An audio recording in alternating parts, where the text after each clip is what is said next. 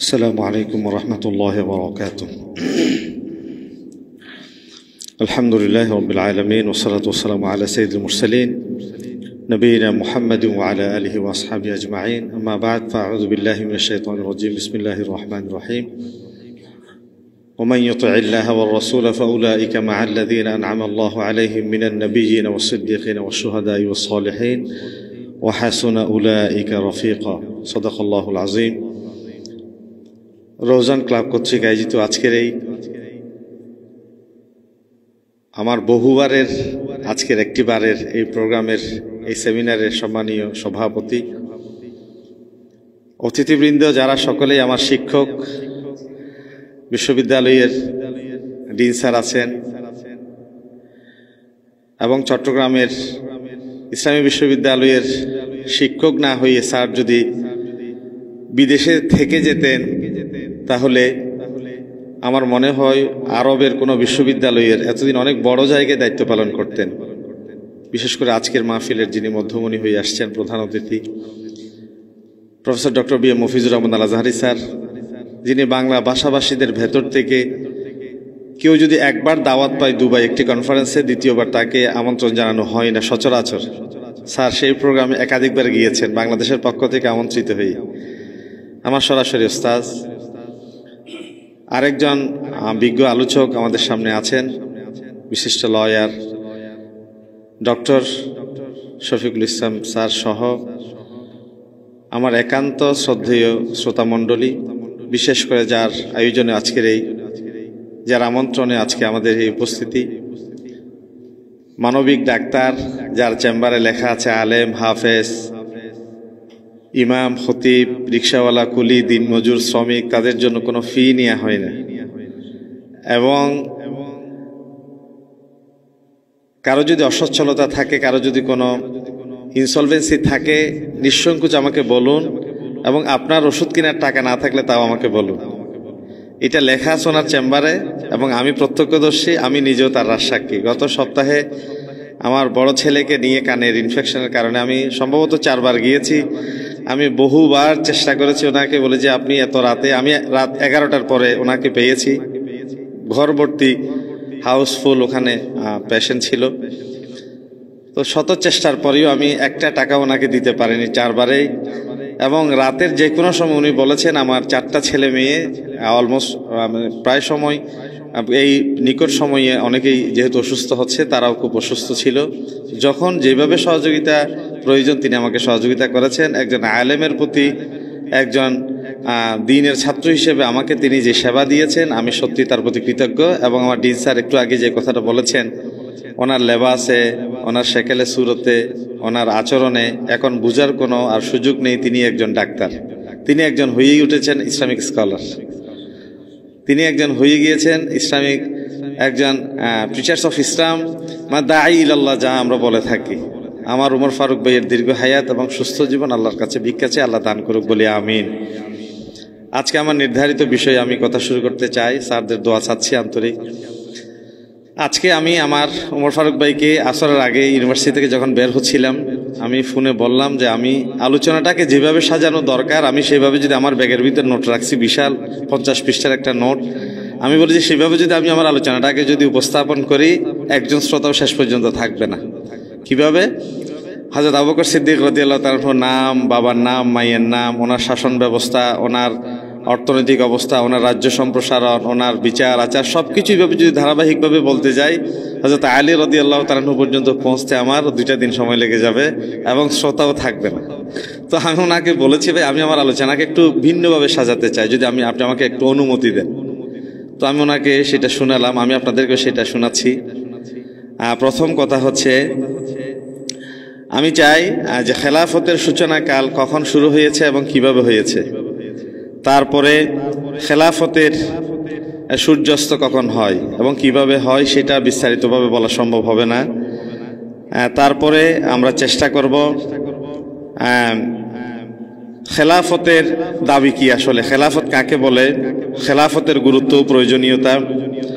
তারপরে আমরা আলোচনাটা কিভাবে সাজিয়েছি, যে খেলাফতের লক্ষ্য উদ্দেশ্য কি, খেলাফতের প্রকারভেদ, তারপরে খেলাফতের মূলনীতি কি, তারপর হচ্ছে কি বাংলাদেশে বা বৈশ্বিক এই সময়ে এই দুনিয়ায় আমাদের খেলাফতের অন্তরায় কি এবং খেলাফত প্রতিষ্ঠিত হলে পরে আমাদের কি কি সুফল আছে, এরপরে যদি এডিশনালি সুযোগ থাকে তাহলে খোলাফায়ে রাশেদার ন্যায় বিচারের যে সৌন্দর্য সেটাও আমাদের আলোচনায় থাকতে পারে বা সেটাও আমার প্রস্তুতি আছে।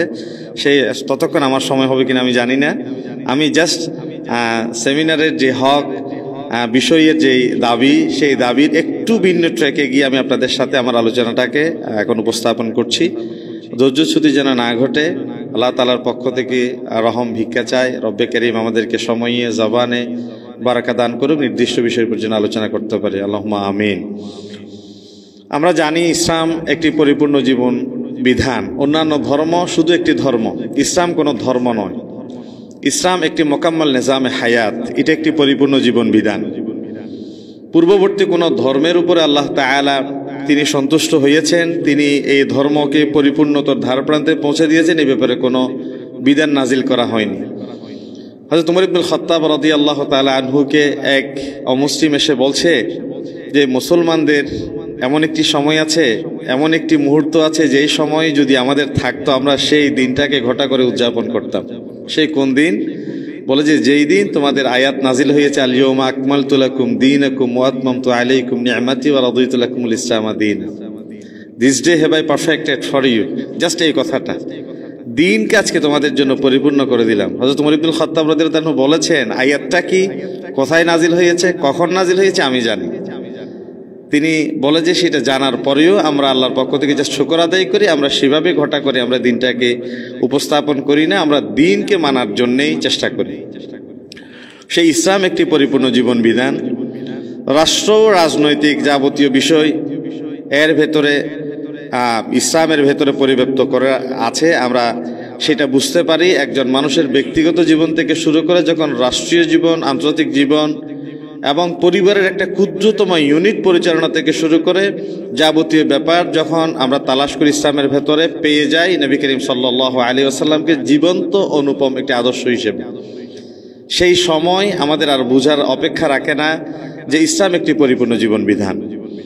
ইসলাম একটি পরিপূর্ণ জীবন বিধান বলেই নবী করিম সাল্লাল্লাহু আলাইহি ওয়াসাল্লামকে আল্লাহ তাআলা উসওয়া-ই হাসানাহ এই কথা তিনি ঘোষণা দিয়েছেন। ইসলামী খেলাফতের মূলত সূচনা হয়, আমরা জানি নবী করিম সাল্লাল্লাহু আলাইহি ওয়াসাল্লামের জন্ম হয়েছে 570 খ্রিস্টাব্দে, তিনি নবুয়ত পেয়েছেন 610-এ, আর নবী করিম সাল্লাল্লাহু আলাইহি ওয়াসাল্লাম মক্কা থেকে মদিনায় হিজরত করেছেন 622 এবং তিনি ইন্তেকাল করেছেন 32-এ। 31-এর শেষ 32-এর শুরু, এটাকে আমরা 32 হিসেবেই ধরি। তো ইতিহাসবিদ তারা বেসিক্যালি এখানে খেলাফতের দায়িত্বকালীন 632 থেকে ওনারা শুরু না করে বলেছেন নবী করিম সাল্লাল্লাহু আলাইহি ওয়াসাল্লাম যখন মক্কা থেকে মদিনায় হিজরত করেছেন যে ইসলামী রাষ্ট্র ব্যবস্থার গোড়াপত্তন হয়েছে, তখন থেকে মূলত এই রাষ্ট্র ব্যবস্থার ইতিহাস ওনারা লেখা শুরু করেছেন। তাহলে আমরা নবী করিম সাল্লাল্লাহু আলাইহি ওয়াসাল্লামের মক্কা থেকে মদিনায় হিজরত করে যাওয়ার পরে the charter of Medina, Medina সনদের মাধ্যমে বহু ধর্মের একটি চুক্তির মাধ্যমে যে রাষ্ট্র ব্যবস্থা তিনি প্রতিষ্ঠা করেছিলেন, সেই রাষ্ট্র ব্যবস্থার শিশু ইসলামী এই সূচনা লগ্ন থেকেই মূলত আমরা নবুয়তের সূচনা হলেও সেটা খেলাফতের একটা রাষ্ট্রের গোড়াপত্তন হিসেবে ধরতে পারি। মদিনায় প্রথম ইসলামী রাষ্ট্র কায়েম করে খেলাফতের সেই ভিত্তি মূলত প্রতিষ্ঠিত হয়। নবী করিম সাল্লাল্লাহু আলাইহি ওয়াসাল্লামের ইন্তেকালের পরে, তিনি ইন্তেকাল করেছেন সোমবার। ইন্তেকালের পরে 3 দিন পর্যন্ত আমার নবীর জিসিম মোবারক পৃথিবীতে ছিল, দাফন হয়েছে বুধবারে। ব্যাপার কি? ব্যাপার ছিল এটা একটু ঐতিহাসিক ঘটনা। আনসাররা বলে আমাদের পক্ষ থেকে খলিফা নির্বাচিত হবে, মুহাজিররা বলে না আমাদের পক্ষ থেকে খলিফা মনোনীত করা হবে। এইভাবে অনেক চড়াই উতরাই পেরিয়ে একটা সময় হযরত আবু বকর সিদ্দিক রাদিয়াল্লাহু তাআলা আনহু বিষয়টা বুঝতে পেরে একটা জায়গায় এসে তিনি পরামর্শ দিলেন যে আমি ওমর ইবনুল খাত্তাব রাদিয়াল্লাহু তাআলা আনহুকে প্রস্তাব করছি। তিনি এবং হযরত আবু উবাইদা ইবনুল জাররাহ, হযরত ওমর এবং হযরত আবু উবাইদা ইবনুল জাররাহ রাদিয়াল্লাহু তাআলা অনেক সাহাবায়ে কেরামদের পরামর্শের ভিত্তিতে দুজনেই প্রথম কিছু বুঝে ওঠার আগেই নবী করিম সাল্লাল্লাহু আলাইহি ওয়াসাল্লাম জীবদ্দশায় যাকে 17 ওয়াক্ত নামাজের ইমামতির অনুমতি দিয়েছিলেন, 17 ওয়াক্ত নামাজের ইমামতি করেছেন সাইয়্যিদুনা আবু বকর ইবনে কুহাফা রাদিয়াল্লাহু তাআলা আনহু। তার হাতে ওনারা বায়াত শুরু করে দিলেন, আমরাই আপনাকে খলিফা হিসেবে মানলাম। এবং দুজনেই প্রথম হযরত ওমর এবং হযরত আবু উবাইদা ইবনুল জাররাহ রাদিয়াল্লাহু তাআলা, যার ব্যাপারে রাসূলুল্লাহ বলেছেন লিকুল্লি উম্মাতিন আমিন, প্রত্যেক উম্মতের একজন আমিন থাকে। ও আমিনুন উম্মতি আবু উবাইদা ইবনুল জাররাহ, আর আমার উম্মতের আমিন হচ্ছে আবু উবাইদা ইবনুল জাররাহ রাদিয়াল্লাহু তাআলা আনহু, যার ব্যাপারে অনেক লম্বা ইতিহাস আছে। তিনি ইন্তেকাল কিভাবে করেছেন এটা অন্য কোনো প্রসঙ্গে ইনশাআল্লাহ আলোচনা করব। আবু বকর সিদ্দিক রাদিয়াল্লাহু তাআলা আনহু খলিফা হওয়ার পরে রাসূলুল্লাহর দাফন হয়। তিনি ছোট্ট একটা বক্তব্য দিলেন, ইন্নী কদ উল্লিতু আলাইকুম লাস্তু বিখাইরিকুম। এই কথাটা পৃথিবীর ইতিহাসে স্বর্ণাক্ষরে আজকে লিখে থাকা দরকার ছিল। সমস্ত বিচার কার্যালয়ে, সমস্ত প্রশাসনিক কার্যালয়ে এই কথাটা লিখে রাখা দরকার ছিল। এবং তিনি বলেছেন, ফাইন রাআইতুমুনি আলা হাক্কি ফাঈনুনি ওয়া ইন রাআইতুমুনি আলা বাতিলিন ফাসাদ্দিদুনি। আমি তোমাদের থেকে মোটেই কোনো অংশে শ্রেষ্ঠ মানুষ নয়, কিন্তু আমরা আজকে এই সেমিনার থেকে বলি, ও আবু বকর সিদ্দিক, আপনি হলেন আল্লাহ রাসূলের পর সর্বাধিক শ্রেষ্ঠ সোনার মানুষ। কারণ নবী করিম সাল্লাল্লাহু আলাইহি ওয়াসাল্লাম যার ব্যাপারে বলেছেন, লাউ কুনতু মুত্তাখিদান খালিলা লাত্তাখাযতু আবু বকর, যদি আমি এই জমিনে কাউকে বন্ধু হিসেবে গ্রহণ করার সুযোগ পেতাম, ও আবু বকর তোমাকে বন্ধু বানিয়ে নিতাম। তবে তোমাকে বন্ধু বানাবার আগে আরশ আজিমের মালিক তোমাকে হাবিবুল্লাহ বলে বন্ধু হিসেবে গ্রহণ করে নিয়েছেন। আল্লাহ রাসূলের পরে সবচেয়ে মর্যাদাবান শ্রেষ্ঠ মানুষ আবু বকর ইবনে কুহাফা রাদিয়াল্লাহু তাআলা আনহু। তিনি রাসূলুল্লাহর জীবদ্দশা ইঙ্গিত পেয়েছেন, তারপরে তিনি খলিফা হচ্ছেন। তিনি বলেছেন, আমি যদি সোজা পথে চলি, দ্বীনের উপর অবিচল থাকি, আমার অনুসরণ করা ফরজ। যদি বাঁকা পথে যাই, আমাকে সঠিক পথে তোলা দিয়েও তোমাদের উপর ফরজ। পৃথিবীর কোন শাসক আছে একটু বলুক তো সেই কথা? সত্য পথে চললে অনুসরণ করবা, বাঁকা পথে চললে ঘাট ধরে আমাকে নামিয়ে নিবে। এই কথার জিস্ট হচ্ছে এটি, আমাদের আঞ্চলিক দেশীয় কথায়। লাস্তু বিখাইরিকুম, আমি তোমাদের ভিতরে শ্রেষ্ঠ মানুষ নয়, তবেই তোমরা জোর করে আমার উপর ক্ষমতা, এই দায়িত্বটা চাপিয়ে দিয়েছো। নবী করিম সাল্লাল্লাহু আলাইহি ওয়াসাল্লাম বলেছেন, কেউ যদি ক্ষমতা ছেয়ে নেয়, তাকে শুধু ক্ষমতা দেয়া হয়। যার উপর ক্ষমতা চাপিয়ে দেয়া হয়, আল্লাহর সাহায্যের সাথে তার ক্ষমতা আল্লাহ তাআলা দায়িত্ব দেয়া হয়। এই খেলাফতের দায়িত্ব 632 থেকে আনুষ্ঠানিকভাবে হলেও 622 থেকে হয়। আবু বকর সিদ্দিক রাদিয়াল্লাহু তাআলা আনহু প্রথম খলিফা হিসেবে তিনি প্রথম 632 খ্রিস্টাব্দে দায়িত্ব পালন করেন 2 বছর 3 মাস 9 দিন। হযরত উমর ইবনুল খাত্তাব রাদিয়াল্লাহু তাআলা আনহু দায়িত্ব পালন করেন 10 বছর 6 মাস 3 দিন। হযরত উসমান রাদিয়াল্লাহু তাআলা আনহু দায়িত্ব পালন করেন 11 বছর 11 মাস 17 দিন। হযরত আলী রাদিয়াল্লাহু তাআলা আনহু দায়িত্ব পালন করেন 4 বছর 8 মাস 23 দিন। টোটাল 4 জন খলিফার খেলাফতের সময়কাল 29 বছর 5 মাস 22 দিন।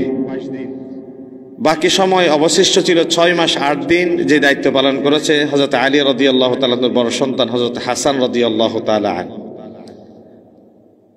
তিনি হযরত আমির মুয়াবিয়া রাদিয়াল্লাহু তাআলা আনহুর একটা প্রেক্ষাপট, সেটা এখানে আলোচনা করা সমীচীন হবে না, এই জন্য সেদিকে যাব না। জাস্ট এই হিন্টসটা দিয়ে যাচ্ছি, সিরিয়া কেন্দ্রিক যে ঘটনার একটি প্রেক্ষাপট শুরু হতে চলছিল, তিনি বুঝতে পেরে তিনি বললেন, না আমি আর থাকতে চাচ্ছি না, শৃঙ্খলার স্বার্থে আমি ক্ষমতা হস্তান্তর করলাম। কারণ সকলেই চাচ্ছিল তখন খলিফা হবে একজন, আর এই খলিফা যিনি তার হাতেই বায়াত দিতে হবে। আর আমির মুয়াবিয়া রাদিয়াল্লাহু তাআলা যদি বলেন ওদিকে উনি বায়াত দিবেন, আর হাসান রাদিয়াল্লাহু তাআলা যদি বলেন আমি বায়াত দিব, একটা স্পষ্ট দৃশ্যত কনফ্লিক্ট দেখা যাচ্ছিল। তিনি আত্মসমর্পণ করে বলেন, না আমি এই কনফ্লিক্টে যাব না, আমি আত্মসমর্পণ করলাম, বা আমি ক্ষমতা ছেড়ে দিলাম, আমি রাখলাম না। 661 সালে হযরত আমির মুয়াবিয়া রাদিয়াল্লাহু তাআলা আনহু কর্তৃক উমাইয়া খেলাফত প্রতিষ্ঠিত হয়। 661 এই সালে হযরত আমির মুয়াবিয়া রাদিয়াল্লাহু তাআলা আনহুর মাধ্যমে উমাইয়া খেলাফত যে প্রতিষ্ঠিত হয়, যা 750 খ্রিস্টাব্দ পর্যন্ত প্রতিষ্ঠিত ছিল। তাদের ভেতরে 90 বছরে খলিফা ছিলেন টোটাল 14 জন, অর্থাৎ 661 থেকে 750 পর্যন্ত সময় ছিল 90 বছর। খলিফা ছিলেন 14 জন। মুয়াবিয়া ইবনে আবু সুফিয়ান তিনি প্রথম মুয়াবিয়া নামে পরিচিত। ইয়াজিদ ইবনে মুয়াবিয়া প্রথম ইয়াজিদ হিসেবে পরিচিত। মুয়াবিয়া ইবনে ইয়াজিদ দ্বিতীয় মুয়াবিয়া হিসেবে পরিচিত। 4 নম্বর মারওয়ান ইবনে হাকাম, 5 নম্বর আব্দুল মালিক ইবনে মারওয়ান, 6 নম্বর ওয়ালিদ ইবনে আব্দুল মালিক, 7 নম্বর সুলাইমান ইবনে আব্দুল মালিক, 8 নম্বর ওমর ইবনে আব্দুল আজিজ যাকে দ্বিতীয় ওমর বলা হয়, 9 নম্বর ইয়াজিদ ইবনে আব্দুল মালিক দ্বিতীয় ইয়াজিদ, 10 নম্বর হিশাম ইবনে আব্দুল মালিক, 11 নম্বর ওয়ালিদ ইবনে ইয়াজিদ দ্বিতীয় ওয়ালিদ, 12 নম্বর ইয়াজিদ ইবনে ওয়ালিদ তৃতীয় ইয়াজিদ, 13 নম্বর ইব্রাহিম ইবনে ওয়ালিদ, 14 নম্বর মারওয়ান ইবনে মুহাম্মদ যাকে দ্বিতীয় মারওয়ান বলা হয়।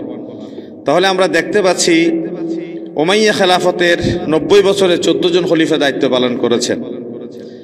এরপরে উমাইয়া খেলাফতের পরে ইসলামী খেলাফতগুলোর মধ্যে তৃতীয় আব্বাসীয় খেলাফত যা 750 খ্রিস্টাব্দে প্রতিষ্ঠিত হয়, যা 500 বছরের অধিক, এই খেলাফতকালে টোটাল 37 জন খলিফা তাদের খেলাফতকালীন সময়ে দায়িত্ব পালন করে। আমার কাছে টোটাল তালিকা আছে 37 জনের, এত লম্বা তালিকা। আমি 2-1 জনের নাম বলছি। 1 নম্বর আবুল আব্বাস আস-সাফা 750 থেকে 754 পর্যন্ত ছিলেন। 2 নম্বর আবু জাফর আল মনসুর, 3 নম্বর মোহাম্মদ আল মাহাদি, 4 নম্বর মোসা আল হাদি, 5 নম্বর হারুন আল রশিদ, 6 নম্বর মোহাম্মদ আল আমিন, 7 নম্বর আবদুল্লাহ আল মামুন, 8 আবুল ফজল মোহাম্মদ আল মোতাসিম, 9 নম্বর জাফর আল ওয়াসিক বিল্লাহ, 10 নম্বর আল মোতাওয়াক্কিল আলাল্লাহ। এভাবে করে 37 জনের তালিকা আমার কাছে আছে এখানে। তারপরে 1258 সালে মঙ্গোলীয়দের আক্রমণে আব্বাসীয় খেলাফতের রাজধানী বাগদাদ যখন ধ্বংস হয়, তখন খেলাফত সেই সময়ের জন্য তখন বিলুপ্ত হয়। আবার পরবর্তীতে মিশরের মামলুক শাসকদের দ্বারাই পুনরায় আব্বাসীয় খেলাফত পুনঃপ্রতিষ্ঠিত হয়। এরপরে 1517 খ্রিস্টাব্দে ওসমানীয় সাম্রাজ্যের সুলতান প্রথম সেলিমের কাছে মিশরের আব্বাসীয় খলিফা কর্তৃক খেলাফত হস্তান্তরিত হলে ওসমানীয় খেলাফত প্রতিষ্ঠিত হয়। এই খেলাফত 400 বছরের অধিক সময় স্থায়ী ছিল, কেউ কেউ সেটা 600 বছর পর্যন্ত বলেছে। তাদের খলিফাদের সংখ্যা ছিল টোটাল 26 জন। এই 26 জনের তালিকাও আছে। ওসমানী খলিফা খেলাফতে 26 জন খলিফার একটি ছোট্ট তালিকা। প্রথম ওসমান 1300 থেকে 1326, ওরহান গাজী 1326 থেকে 1362, 3 নম্বর প্রথম মোরাদ 1362 থেকে 1389, 4র্থ নম্বর প্রথম বাইজিদ 1389 থেকে 1402।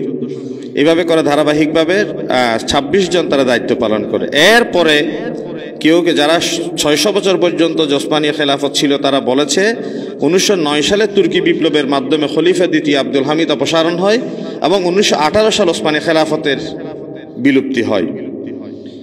এরপরে 1924 সালে সর্বশেষ খলিফা দ্বিতীয় আব্দুল মজিদকে নির্বাসিত করে কামাল আতাতুর্ক আনুষ্ঠানিকভাবে খেলাফত বিলুপ্ত ঘোষণা করে। খেলাফতের এই ধারাবাহিকতা ছাড়াও বিভিন্ন স্থানে বিভিন্ন সময় আঞ্চলিক খেলাফত প্রতিষ্ঠিত ছিল, যেমন সেলজুক খেলাফত, ফাতেমি খেলাফত, কায়রোর খেলাফত, আলমহদ খেলাফত সহ আরও বিভিন্ন ছোট ছোট অঞ্চল ভেদে বিভিন্ন সময় খেলাফত প্রতিষ্ঠিত ছিল। আমরা একটু জানার চেষ্টা করব আসলে খেলাফতটা কি। আমরা যে খেলাফতের কথা বলি, খেলাফতটা কি? খেলাফত শব্দটি মূলত এটি একটি আরবি শব্দ, যেটা খুলুফ শব্দ থেকে এসেছে। এর অর্থ হচ্ছে প্রতিনিধিত্ব করা, স্থলাভিষিক্ত হওয়া, অনুসরণকারী, কারোর মৃত্যুর পর তার স্থানে বা অন্য কেউ উপবেশন হওয়া, এটাকে আমরা খলিফা হিসেবে জানি। কোরআনুল কারীম আল্লাহ তাআলা এই খলিফা এই শব্দটি ব্যবহার করেছেন। আমরা তো পেয়েছি ওয়াইদ ক্বালা রাব্বুকা লিল মালাইকাতি ইন্নী জাইলুন ফিল আরদি খলিফা।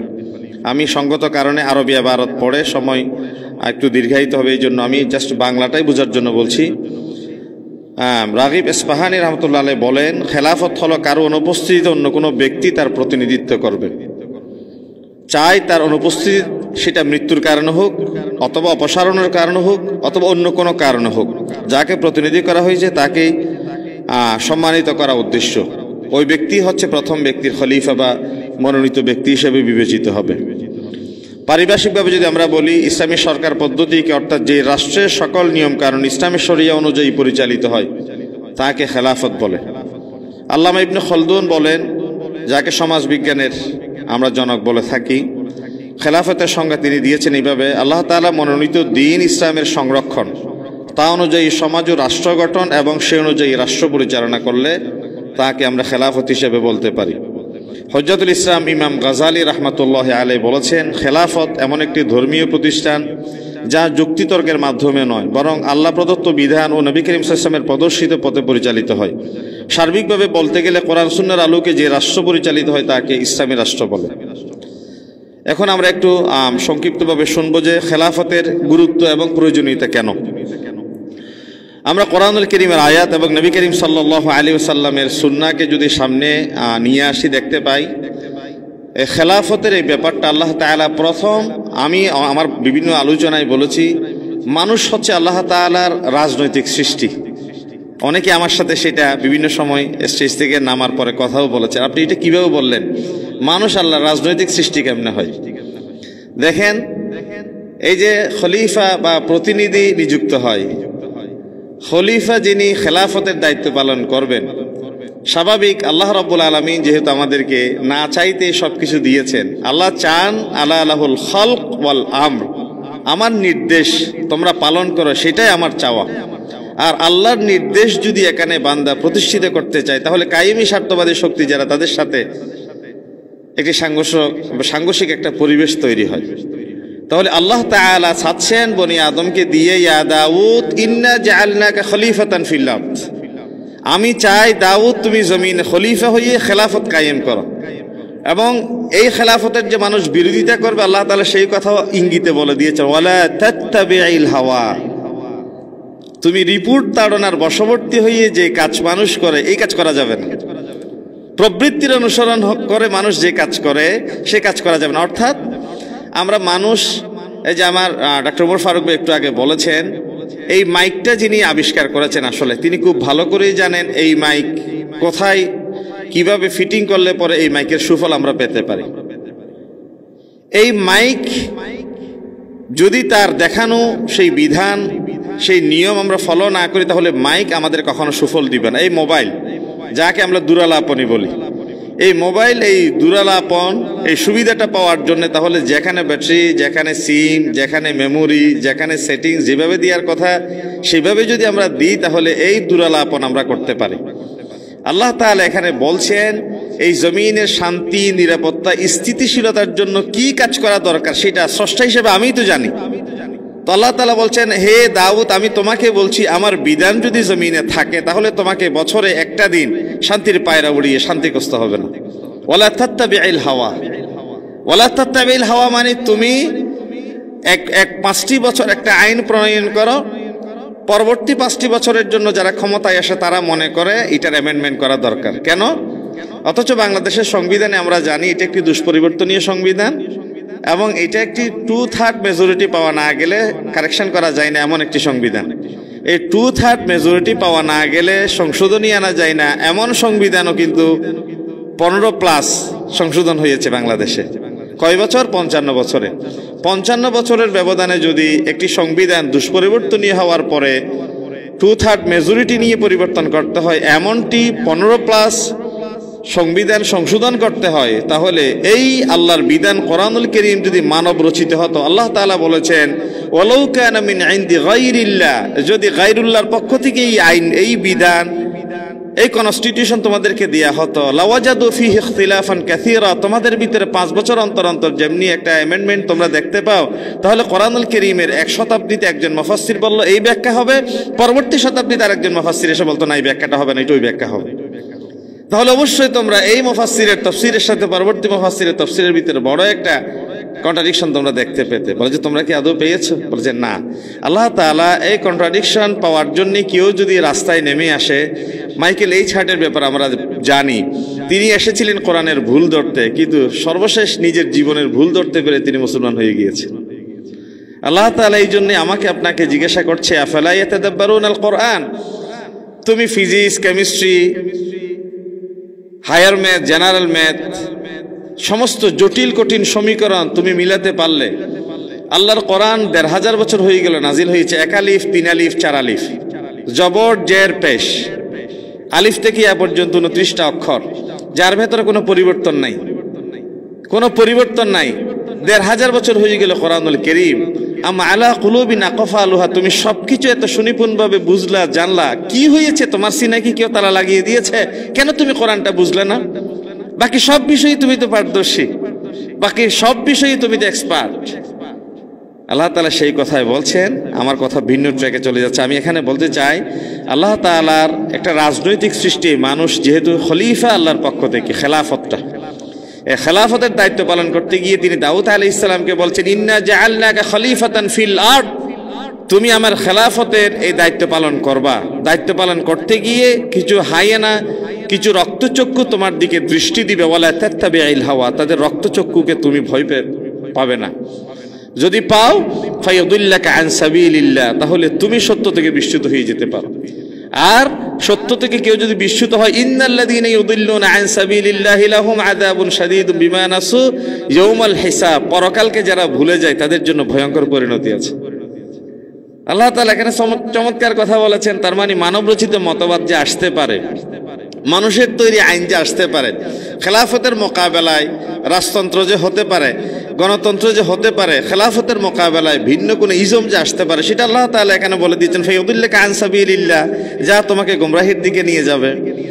আর যে গোমরাহির মোকাবেলায় মূলত খেলাফত সাহাবায়ে কেরামদের হাত দিয়ে প্রতিষ্ঠিত হয়েছিল। এবং আজকের এই দিনে হযরত হুসাইন রাদিয়াল্লাহু তাআলা আনহুর শাহাদাতের একটা প্রেক্ষাপট যদি আপনি জানেন, হযরত হুসাইন রাদিয়াল্লাহু তাআলা আনহুর, তিনি মূলত সেই কারবালায় যাওয়ার একটাই কারণ ছিল, মানে অনেকগুলো কারণ ছিল, তার ভিতরে আমার কাছে ধরা পড়ছে একটা গুরুত্বপূর্ণ কারণ। সেটি হচ্ছে আওলাদ রাসূল জীবিত থাকতে নবী করিম সাল্লাল্লাহু আলাইহি ওয়াসাল্লামের রক্তে মাংসে গড়া হযরত হুসাইনের সিনা থেকে নিচে পর্যন্ত ইসলামের মতো, সিনা থেকে উপরে পর্যন্ত হযরত হাসান ইসলামের মতো, দুইজন পাশাপাশি দাঁড়ালে মনে হতো যেন ইসলাম দাঁড়িয়ে আছেন। বলে যে নবী করিম সাল্লাল্লাহু আলাইহি ওয়াসাল্লাম যেখানে তার রক্তের একজন প্রতিনিধি জমিনে এখনো জীবিত আছে, মদ্যপ একজন মানুষের হাতে আমরা বায়াত গ্রহণ করব? আব্দুল্লাহ ইবনে জুবাইর রাদিয়াল্লাহু তাআলা আন এবং হযরত হাসান হুসাইন রাদিয়াল্লাহু তাআলা আনহুকে বাধ্য করা হয়েছে, যে হুসাইনকে বলা হয়েছে এদেরকে যেন, আব্দুল্লাহ ইবনে ওমর, আব্দুল্লাহ ইবনে জুবাইর এবং হযরত হুসাইনকে যেন আমার হাতে বায়াত দিতে তারা বাধ্য করে। গভর্নরকে নির্দেশ দিয়েছে। নোমান ইবনে বাশির বলেছেন, আমি কাজ করতে পারবো না, আমি বাধা দিতে পারবো না। তিনি বলেছেন যে চিঠির উপর চিঠি আসছে একটা শর্তের উপর, যে আমি আপনার হাতে বায়াত দিতে চাই, আমরা আপনার হাতে বায়াত নিতে চাই। তিনি বায়াত দেওয়ার জন্য গিয়েছেন কিসের? খেলাফতের। যে খেলাফতের দায়িত্ব গ্রহণ করছে এখন ইয়াজিদ, বলে যে মদ্যপ একজন খেলাফতের খলিফা হতে পারে না। এই জন্য তোর ভয় দেখে আসলে মৃত্যু তো আমাদের বুক পকেটে থাকে। ইমানদাররা তো মরে একবার। ইমানদাররা হযরত হুসাইন রাদিয়াল্লাহু তাআলা আনহুর শাহাদাতের ভেতর দিয়ে এই কথাই সুস্পষ্টভাবে প্রতীয়মান হলো, ইমানদাররা দ্বীনের বিজয়ের জন্য, দ্বীনের সত্য উন্মোচনের জন্য তারা জীবন দিতে রাজি, তারা ঈমান দিতে রাজি হয় না। ঠিক না? হযরত হুসাইনের কথাই তো সেটি। ঠিক আছে, তোমরা যুদ্ধ করতে চাও করো, আমি তো নিরস্ত্র, আমি যুদ্ধ করতে আসি নাই, আমাকে এজিদের সাথে সাক্ষাৎ করতে দাও, আমাকে আমার দেশে ফিরে যেতে দাও, নিরাপদ কোনো রাষ্ট্রে আমাকে আশ্রয়ের সুযোগ দাও না, কিছুই দিবে না তারা। তাহলে খেলাফতের এই ব্যাপারটা হচ্ছে, আল্লাহ তাআলা কোরআনুল কারীমে বলেছেন, হুয়াল্লাযী আরসালা রাসূলাহু বিল হুদা ওয়া দীনিল হক। এখানে মুফাসসিরিনে কেরাম বলবো প্রায় তাফসীরে বলেছেন লিয়গলিবাহু আলা সাইরিল আদিয়ার, মানে বাতিল মতাদর্শ যারা, ফায়াদুল্লাকা আন সাবিলিল্লাহ, যারা গোমরাহির দিকে, ভ্রষ্টতার দিকে মানুষকে আহ্বান করে, সেই ভ্রষ্টতা থেকে বের করে আনাই মূলত লিউজিরাহু আলা দ্বীনি কুল্লি, দ্বীনকে মোকাম্মল নিজামে হায়াত হিসেবে মেনে তোমরা তার পক্ষ অবলম্বন করো। ওয়ালাউ কারিহাল কাফিরুন, এই পক্ষ অবলম্বন করতে গিয়ে একটা গোষ্ঠী, একটা গ্রুপ থাকবে তোমাকে পছন্দ করবে, করুক। ওয়ালাউ কারিহাল কাফিরুন ওয়ালাউ কারিহাল মুশরিকুন, মুশরিকরা পছন্দ করবে, কাফেররা পছন্দ করবে, একটা গ্রুপ তোমার বিপক্ষে এসে দাঁড়িয়ে যাবে। আল্লাহ তাআলা আবার ওয়াদা দিয়েছেন আরেকটা কোরআনুল কারীমের আয়াতে, সূরা নূরের 55 নম্বর আয়াতে, ওয়া'দাল্লাহুল্লাযীনা আমানু মিনকুম ওয়া আমিলুস সালিহাত, আল্লাহ তাআলা ওয়াদা করছেন যারা ঈমানদার এবং আমল সালেহ করে, লা ইস্তাখলিফান্নাহুম ফিল আরদ, জমিনে খেলাফতের দায়িত্বে তোমাদেরকে আমি বসাবো। লা ইস্তাখলিফান্নাহুম ফিল আরদ, এখানে আবশ্যক অর্থ ব্যবহৃত হয় এমন একটা পলিসি এই শব্দের ভিতরে আছে, কামাস্তাখলাফাল্লাযীনা মিন ক্বাবলিহিম, পূর্বে যেভাবে আমি খেলাফতের দায়িত্বে বসিয়েছিলাম তোমাদেরকেও সেভাবে বসাবো। এবং আল্লাহ কি চমৎকার কথা বলেছেন দেখেন, ওয়ালা ইউমাক্কিনান্না লাহুম দীনাহুমুল্লাযী ইরতাদা লাহুম ওয়া লা ইউবাদদিলান্নাহুম মিন বা'দি খাউফিহিম আমনা, যেমন তিনি শাসন কর্তৃত্ব তাদেরকে দান করেছিলেন পূর্ববর্তীদের ভেতরে, অবশ্যই সেই শাসন কর্তৃত্ব তোমাদেরকে দান করবেন, তাদেরকে যেভাবে দৃঢ় করেছিলেন সেভাবে তোমাদেরকে দৃঢ় করবে, যা তিনি পছন্দ করেন এবং সেই কাজটা তোমাকে দিয়ে করাবেন। এই ব্যাপারে কোনো ভয়ভীতি তোমাদের অন্তরে তিনি রাখবেন না, বরং ভয়ভীতির পরিবর্তে আমনা, শান্তি, নিরাপত্তা তোমাদেরকে তিনি দান করবেন। এটা আল্লাহ তাআলার ওয়াদা। এই আয়াতে তিনটা কথা বলেছেন অত্যন্ত গুরুত্বের সাথে আল্লাহ তাআলা। নাম্বার 1, লা ইস্তাখলিফান্নাহুম ফিল আরদ, তিনি ওয়াদা করছেন তোমাদেরকে খেলাফতের দায়িত্বে বসাবেন। নাম্বার 2, খেলাফতের মাধ্যমে দ্বীনকে সুদৃঢ় করবেন। ওয়ালা ইউমাক্কিনান্না লাহুম দীনাহুমুল্লাযী ইরতাদা লাহুম। নাম্বার 3, ওয়ালা ইউবাদদিলান্নাহুম মিন বা'দি খাউফিহিম আমনা, খেলাফতের মাধ্যমে তিনি তোমাদের অন্তরে শান্তি নাজিল করবেন। আল্লাহ তাআলা তো এখানে যা বলার দরকার, আমাদের যা প্রয়োজন, তিনি এক আয়াতের ভিতরে তিনটা কথা বলে দিয়েছেন। তোমাদেরকে ক্ষমতার মসনদে বসাবেন, তোমাদের ভিতরে দ্বীনকে সুদৃঢ় করবেন, এবং তোমাদেরকে দ্বীন বিজয়ের মাধ্যমে মানসিক একটি প্রশান্তি তিনি তোমাদেরকে দিবেন। এবং আল্লাহ তাআলা এই দ্বীন যে বিজয় করবেন, এই দ্বীন যে প্রতিষ্ঠিত করবেন, তিনি একটি কন্ডিশন দিয়েছেন আমাদেরকে। ইয়া আইয়ুহাল্লাযীনা আমানু, সূরা মুহাম্মদের আয়াত, ইন তানসুরুল্লাহ, তোমরা আল্লাহকে সাহায্য করো, ইয়ানসুরুকুম, তাহলে তিনি তোমাদেরকে সাহায্য করবেন। দেখেন আল্লাহ তাআলা এখানে কথা বলার ক্লজটা কি চমৎকার। ইন তানসুরুল্লাহ ইয়ানসুরুকুম, তিনি তোমাদেরকে সাহায্য করবেন যদি তোমরা আল্লাহকে সাহায্য করো। এরপরে 3 নম্বর কথা বলেছেন, ওয়া ইউসাব্বিত আকদামাকুম, তোমাদেরকে দ্বীন যখন মাথার উপরে বিজয়ী হিসেবে দিবেন, তখন সেই সময় টিকে থাকার মতো তোমাদের শক্তিও তিনি দান করবেন। এবং আল্লাহ তাআলা তাফসীরুল কোরআন বিল কোরআন, কোরআনের এক আয়াত তার এক আয়াত দিয়ে তিনি তাফসীর করেন, আল্লাহু ইউআইয়িদু বিনাসরিহি মান ইয়াশা, আল্লাহ যাকে ইচ্ছা তার শক্তি দিয়ে তিনি তাকে সাহায্য করেন। এবং সাহায্যটা কিভাবে হয়? বিসালাসাতি আলাফিন, 3000 দিয়ে, বিখামসাতি আলাফিন, 5000 দিয়ে, অথবা এরকম হতে পারে কদ কানা লাকুম আয়াতুন ফি ফিআতাইনিল তাকাতা ফিআতুন তুকাতিলু ফি সাবিলিল্লাহি ওয়া উখরা কাফিরাতুন ইয়ারাউনাহুম মিসলাইহিম রায়াল আইন। বদরের যুদ্ধে দেখা গিয়েছিল 313 জনের মোকাবেলায় 1000।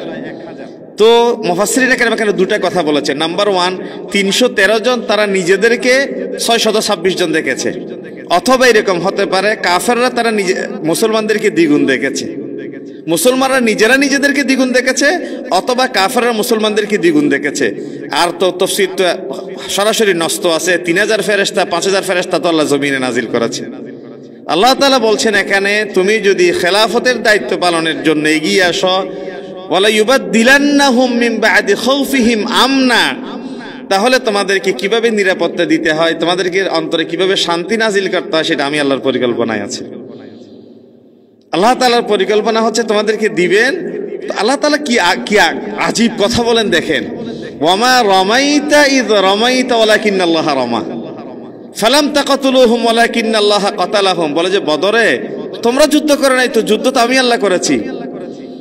এবং নবী করিম সাল্লাল্লাহু আলাইহি ওয়াসাল্লাম যখন বের হচ্ছিলেন, বা বুখারীর বর্ণনা, তিনি দোয়া করেছেন, আল্লাহুম্মা আনশুদুকা আহদাকা ওয়া আ'দাক আল্লাহুম্মা ইন শি'তা লাম তু'বাত, এভাবে হাত তুলে তিনি বলেছেন, আল্লাহ, কিছু গরিব গুরবা সাহাবী, তীর নাই, নেজা নাই, বল্লম নাই, অস্ত্র নাই, কিছুই নাই, তারা তোমাকে ফজর উঠে সিজদা করে। আল্লাহ, তুমি যদি চাও এই জমিনে তোমাকে সিজদা করার মতো কিছু লোক থাক, তাহলে তুমি বিজয় দাও। আল্লাহ, তুমি যদি চাও তোমাকে সিজদা করার মতো, তোমাকে মানার মতো কেউ না থাক, তাহলে তুমি আমাদেরকে যা ইচ্ছা করো।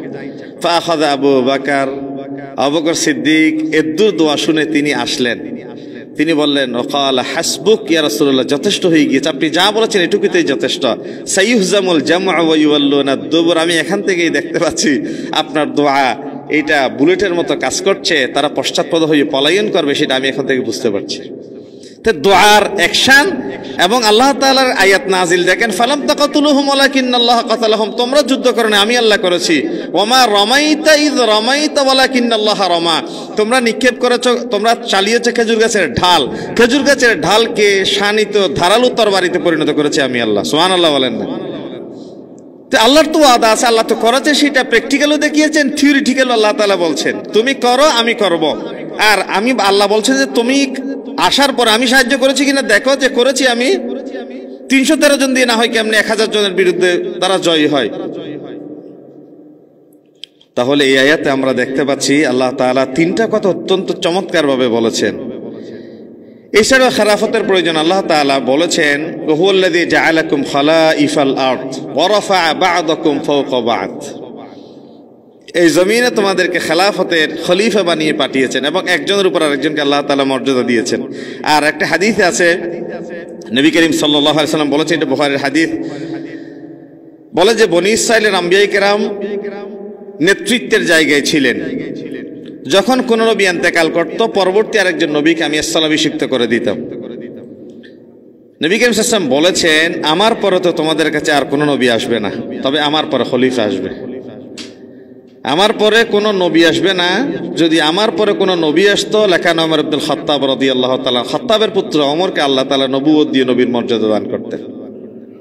তাহলে এখানে বলা হচ্ছে বনী ইসরাইলে একজনের জায়গায় আরেকজন, একজনের পরে আরেকজন নবী এসে দায়িত্ব পালন করেছে, কিন্তু আমার পরে কোনো নবী আসবে না, আমার পরে আসবে খলিফা, তারা খেলাফতের দায়িত্ব পালন করবে।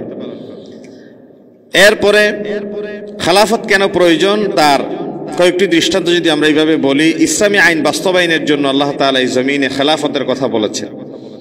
খেলাফতের এই চিন্তাই ভাবনা যদি ডাক্তার উমর ফারুক ভাইদের মতো কিছু ত্যাগী মানুষ না করতেন, এখানে মূর্তি পূজার সয়লাভ হয়ে যেত। কেমনে? বিশ্ববিদ্যালয়ের স্যাররা যদি বিশ্ববিদ্যালয় না বলে, মাদ্রাসার আলেমরা যদি, ওস্তাদরা যদি মাদ্রাসায় না বলে, ব্যবসায়ীরা যদি ব্যবসায় চিন্তা না করে, লয়াররা যদি তাদের পরিবেশে এই কথা চিন্তা না করে, যার যার জায়গায় উদাসীন একটা মনোভাব নিয়ে থাকে, তাহলে এই দেশ এটা মূর্তি পূজার একটা স্বর্গরাজ্যে পরিণত হতো। কেমনে? মুসা আলাইহিস সালাম চলে গেছে কেবল 40 দিনের জন্য। 40 দিনের এই সংক্ষিপ্ত সময়ে তারা গরুর বাছুর বানিয়ে তার পূজা করা শুরু করে দিয়েছে। কারণ এই জমিনে আল্লাহ তাআলা দুটা কথা বলেছেন, আমর বিল মারুফ নাহি আনিল মুনকার। সৎ কাজের আদেশ, অসৎ কাজের নিষেধ, অর্থাৎ সত্যের প্রতিস্থাপন, অসত্যের মূলোৎপাটন। সেটা কিভাবে? আজকে যদি এই দেশে ইসলামী হুকুমত কায়েম হয়, তাহলে সিনেমা হলগুলো কি বন্ধ হয়ে যাবে? না, সিনেমা হল বন্ধ হবে না। কি হবে তাহলে? এই যে আমরা বলি সুস্থ ধারার সংস্কৃতি বিনির্মাণের জন্য এই সিনেমা হলগুলোতে আমরা ইসলামী কালচারের যে সিনেমা সেটা চালু করে দিতে পারি।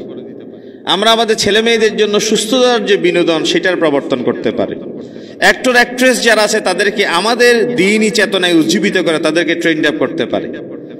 তাহলে অসত্যের মূলোৎপাটনের সাথে সাথে ওই জায়গাটা আপনি খালি রাখতে পারবেন না। কারণ ওই জায়গায় খালি রাখা মানে এমটি মাইনাস ডেভিলস ওয়ার্কশপ, আপনি জানেন, শূন্য স্থান তো শয়তানের ঘর। এই জায়গায় সত্যের একটা বীজ বপন করে দিতে হবে। সত্যের বীজ বপন মানে এই আজকের আয়োজিত এই প্রোগ্রাম।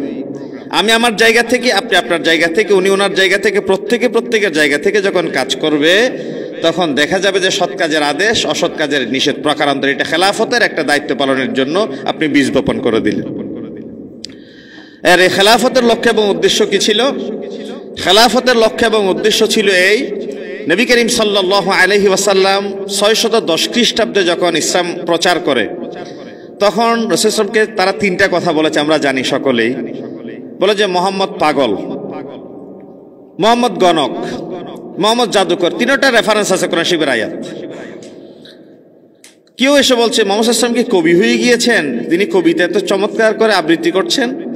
তিনি কি গণক হয়ে গিয়েছেন? তিনি যে গণনা করছেন জ্যোতির্বিজ্ঞান নিয়ে, তিনি এখন গবেষণা করে। আল্লাহ তাআলা বলছেন, ওমা হুয়া বিকাউলি শাইর ওয়ালা বিকাউলি কাহিন ওমা সাহিবুকুম বিমাজনুন। কোন শিবের এক এক জায়গায় আল্লাহ তাআলা তিনি পাগল নন, তিনি কবি নন, তিনি গণক নন, এইভাবে করে আল্লাহ তাআলা বললেন। দেখেন মানে সময়টা কতক্ষণ, এবং তারা কি আজকে কি কথা বলে, কালকে কি কথা বলে। তারা মুহাম্মদ সাল্লাল্লাহু আলাইহি ওয়াসাল্লামকে বলছে মোহাম্মদ আল আমিন। মোহাম্মদ আল আমিন এই কথাটা ছিল 40 বছর পর্যন্ত।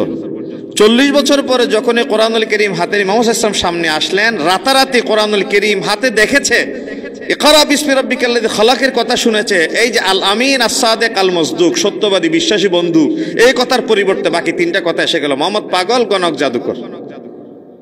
তাহলে আল্লাহ তাআলা বলছেন, দাউদ তুমি খলিফা, খেলাফতের দায়িত্ব পালন করো। মুহাম্মদ তুমি শেষ নবী, তোমার নবুয়ত প্রচার করো। الذين يتبعون الرسول النبي الأمي الذي يجدونه مكتوبا عندهم في التوراة والإنجيل। তৌরাত জাবুর তোমার আশার বেশারত ছিল, যা পূর্ববর্তী নবী রাসূলগণ দিয়ে গিয়েছিল। রাসূল সাল্লাল্লাহু আলাইহি ওয়াসাল্লাম যখন এই যে কোরআনুল কারীমটা সামনে নিয়ে কেবলমাত্র আসলেন, সাথে সাথেই তারা পল্টি দিল কি? পাগল, গণক, জাদুকর। নবী করিম সাল্লাল্লাহু আলাইহি ওয়াসাল্লাম, আমার এই কাহিনী বলা উদ্দেশ্য নয়, কিন্তু আমার একটা মেসেজ দিয়ে উদ্দেশ্য এখান থেকে। মেসেজটা কি? মুহাম্মদ সাল্লাল্লাহু আলাইহি ওয়াসাল্লাম তাদেরকে যখন পাগল, গণক, জাদুকর বক্তব্য শুনে তিনি তো থেমে যান নাই, সময়ের আবর্তনে তিনি সাহাবায়ে কেরামদের সামনে বলছেন, খৈরুল কুরুনি করনি সুম্মাল্লাযীনা ইয়ালুনাহুম সুম্মাল্লাযীনা ইয়ালুনাহুম। এই মেসেজটা দিয়ে উদ্দেশ্য আমার। তারা বলেছে মোহাম্মদ পাগল গণক জাদুকর। এর কিছুদিন পরে মুহাম্মদ সাল্লাল্লাহু আলাইহি ওয়াসাল্লাম তাদেরকে সামনে নিয়ে বলছেন, আদম থেকে শুরু করে কিয়ামত পর্যন্ত জগতের কোন শ্রেষ্ঠ সোনালী যুগ যদি তোমরা দেখতে চাও, আমার যুগ দেখো। এবং রাসূল সাল্লাল্লাহু আলাইহি ওয়াসাল্লাম সাহাবায়ে কেরামদেরকে দেখিয়ে বলছে, এই সেই সাহাবী যারা পাহাড়ে গেলে হিংস্র জন্তু জানোয়ার তাদের জন্য জায়গা ছেড়ে দেয়। এই সেই সাহাবী ইয়াবতাগুনা ফাদলাম মির রাব্বিহিম ওয়া রিদওয়ানা সীমাহুম ফি ওয়ুজুহিহিম মিন আসারিস সুজুদ। যাদের রাত্রি কাটে জায়নামাজে, যাদের দিন কাটে ঘোড়সওয়ারি হয়ে যাদের দিন অতিবাহিত হয়, রাত্রি জাগরণ করে তারা জায়নামাজে দাঁড়িয়ে। তাহলে সাহাবায়ে কেরাম কারা? যারা কিছুদিন আগে বলেছে পাগল গণক জাদুকর, আবার রাসূল সাল্লাল্লাহু আলাইহি ওয়াসাল্লাম সময়ের আবর্তনে তাদেরকে বলছে শ্রেষ্ঠ মানুষ যদি দেখতে চাও সাহাবাইদেরকে দেখো, আসহাবি কান নুজুম, আকাশের নক্ষত্র তুল্য। তোমরা তাদেরকে গালিগালাজ করিও, লা তাসুব্বু আসহাবি, কারণ তাদের মতো মানুষ আগেও ছিল না, পরেও আসবে না। আল্লাহ তাআলা ইখতারাহুমুল্লাহ লিসুহবাতি নবী ওয়া লিকামাতি দ্বীন। ইবনে মাসউদ রাদিয়াল্লাহু বলছেন যে সাহাবায়ে কেরামদের মতো মানুষ পৃথিবীতে আর কোনো সময় কোনো জাতি প্রত্যক্ষ করবে না। তাদেরকে আল্লাহ তাআলা স্পেশাল রাসূলুল্লাহর জন্য পাঠিয়েছেন। তো কিছুদিন আগেই তো তারা বলেছে পাগল, কিছুদিন আগেই তো তারা বলেছে গণক, কিছুদিন আগেই তো তারা বলেছে জাদুকর। তাহলে কিসের উপর ছিল? সেটা ছিল আল্লাযীনা ইয়াত্তাবিউনা রাসূলান নাবিয়্যাল উম্মিয়্যাল্লাযী ইয়াজিদুনাহু মাকতুবান ইনদাহুম ফিত তাওরাতি ওয়াল ইনজিল। এর পাশাপাশি ইন্নী রাসূলুল্লাহি ইলাইকুম জামিআ, তিনি রিসালাতের দায়িত্ব পালন করেছেন। পরবর্তীতে রিসালাতের দায়িত্বটা খেলাফত শাব্দিক শুধু পরিবর্তন হয়েছে, দায়িত্বটা বরাবর। রাসূল ইসলামের রিসালাত ছিল, রাসূল ইসলামের ইন্তেকালের পরে শুধু শব্দের পরিবর্তনের মাধ্যমে খেলাফত হয়েছে। খেলাফত আলা মিনহাজিন নবুওয়া, নবুয়তের আদলে খেলাফত। এই খেলাফতের উদ্দেশ্য হচ্ছে কি তাহলে? শান্তি, শৃঙ্খলা, স্থিতিশীলতা, নিরাপত্তা। এটা তো এই একটা এক্সাম্পলের মাধ্যমে বোঝা যায়। খেলাফতের কিছু প্রকার অনেকে উল্লেখ করেছেন। খেলাফতকে দুই ভাগে অনেকে বিভক্ত করেছেন।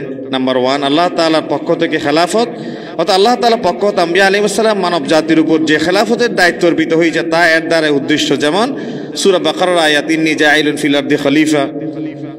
তারপরে 2 নম্বর আম্বিয়া আলাইহিস সালামের পক্ষ থেকে খেলাফত, অর্থাৎ আম্বিয়া আলাইহিস সালামের ইন্তেকালের পরে যারা তার স্থলাভিষিক্ত হয়েছেন তারা যে দায়িত্ব পালন করেন সেটা হচ্ছে খেলাফত।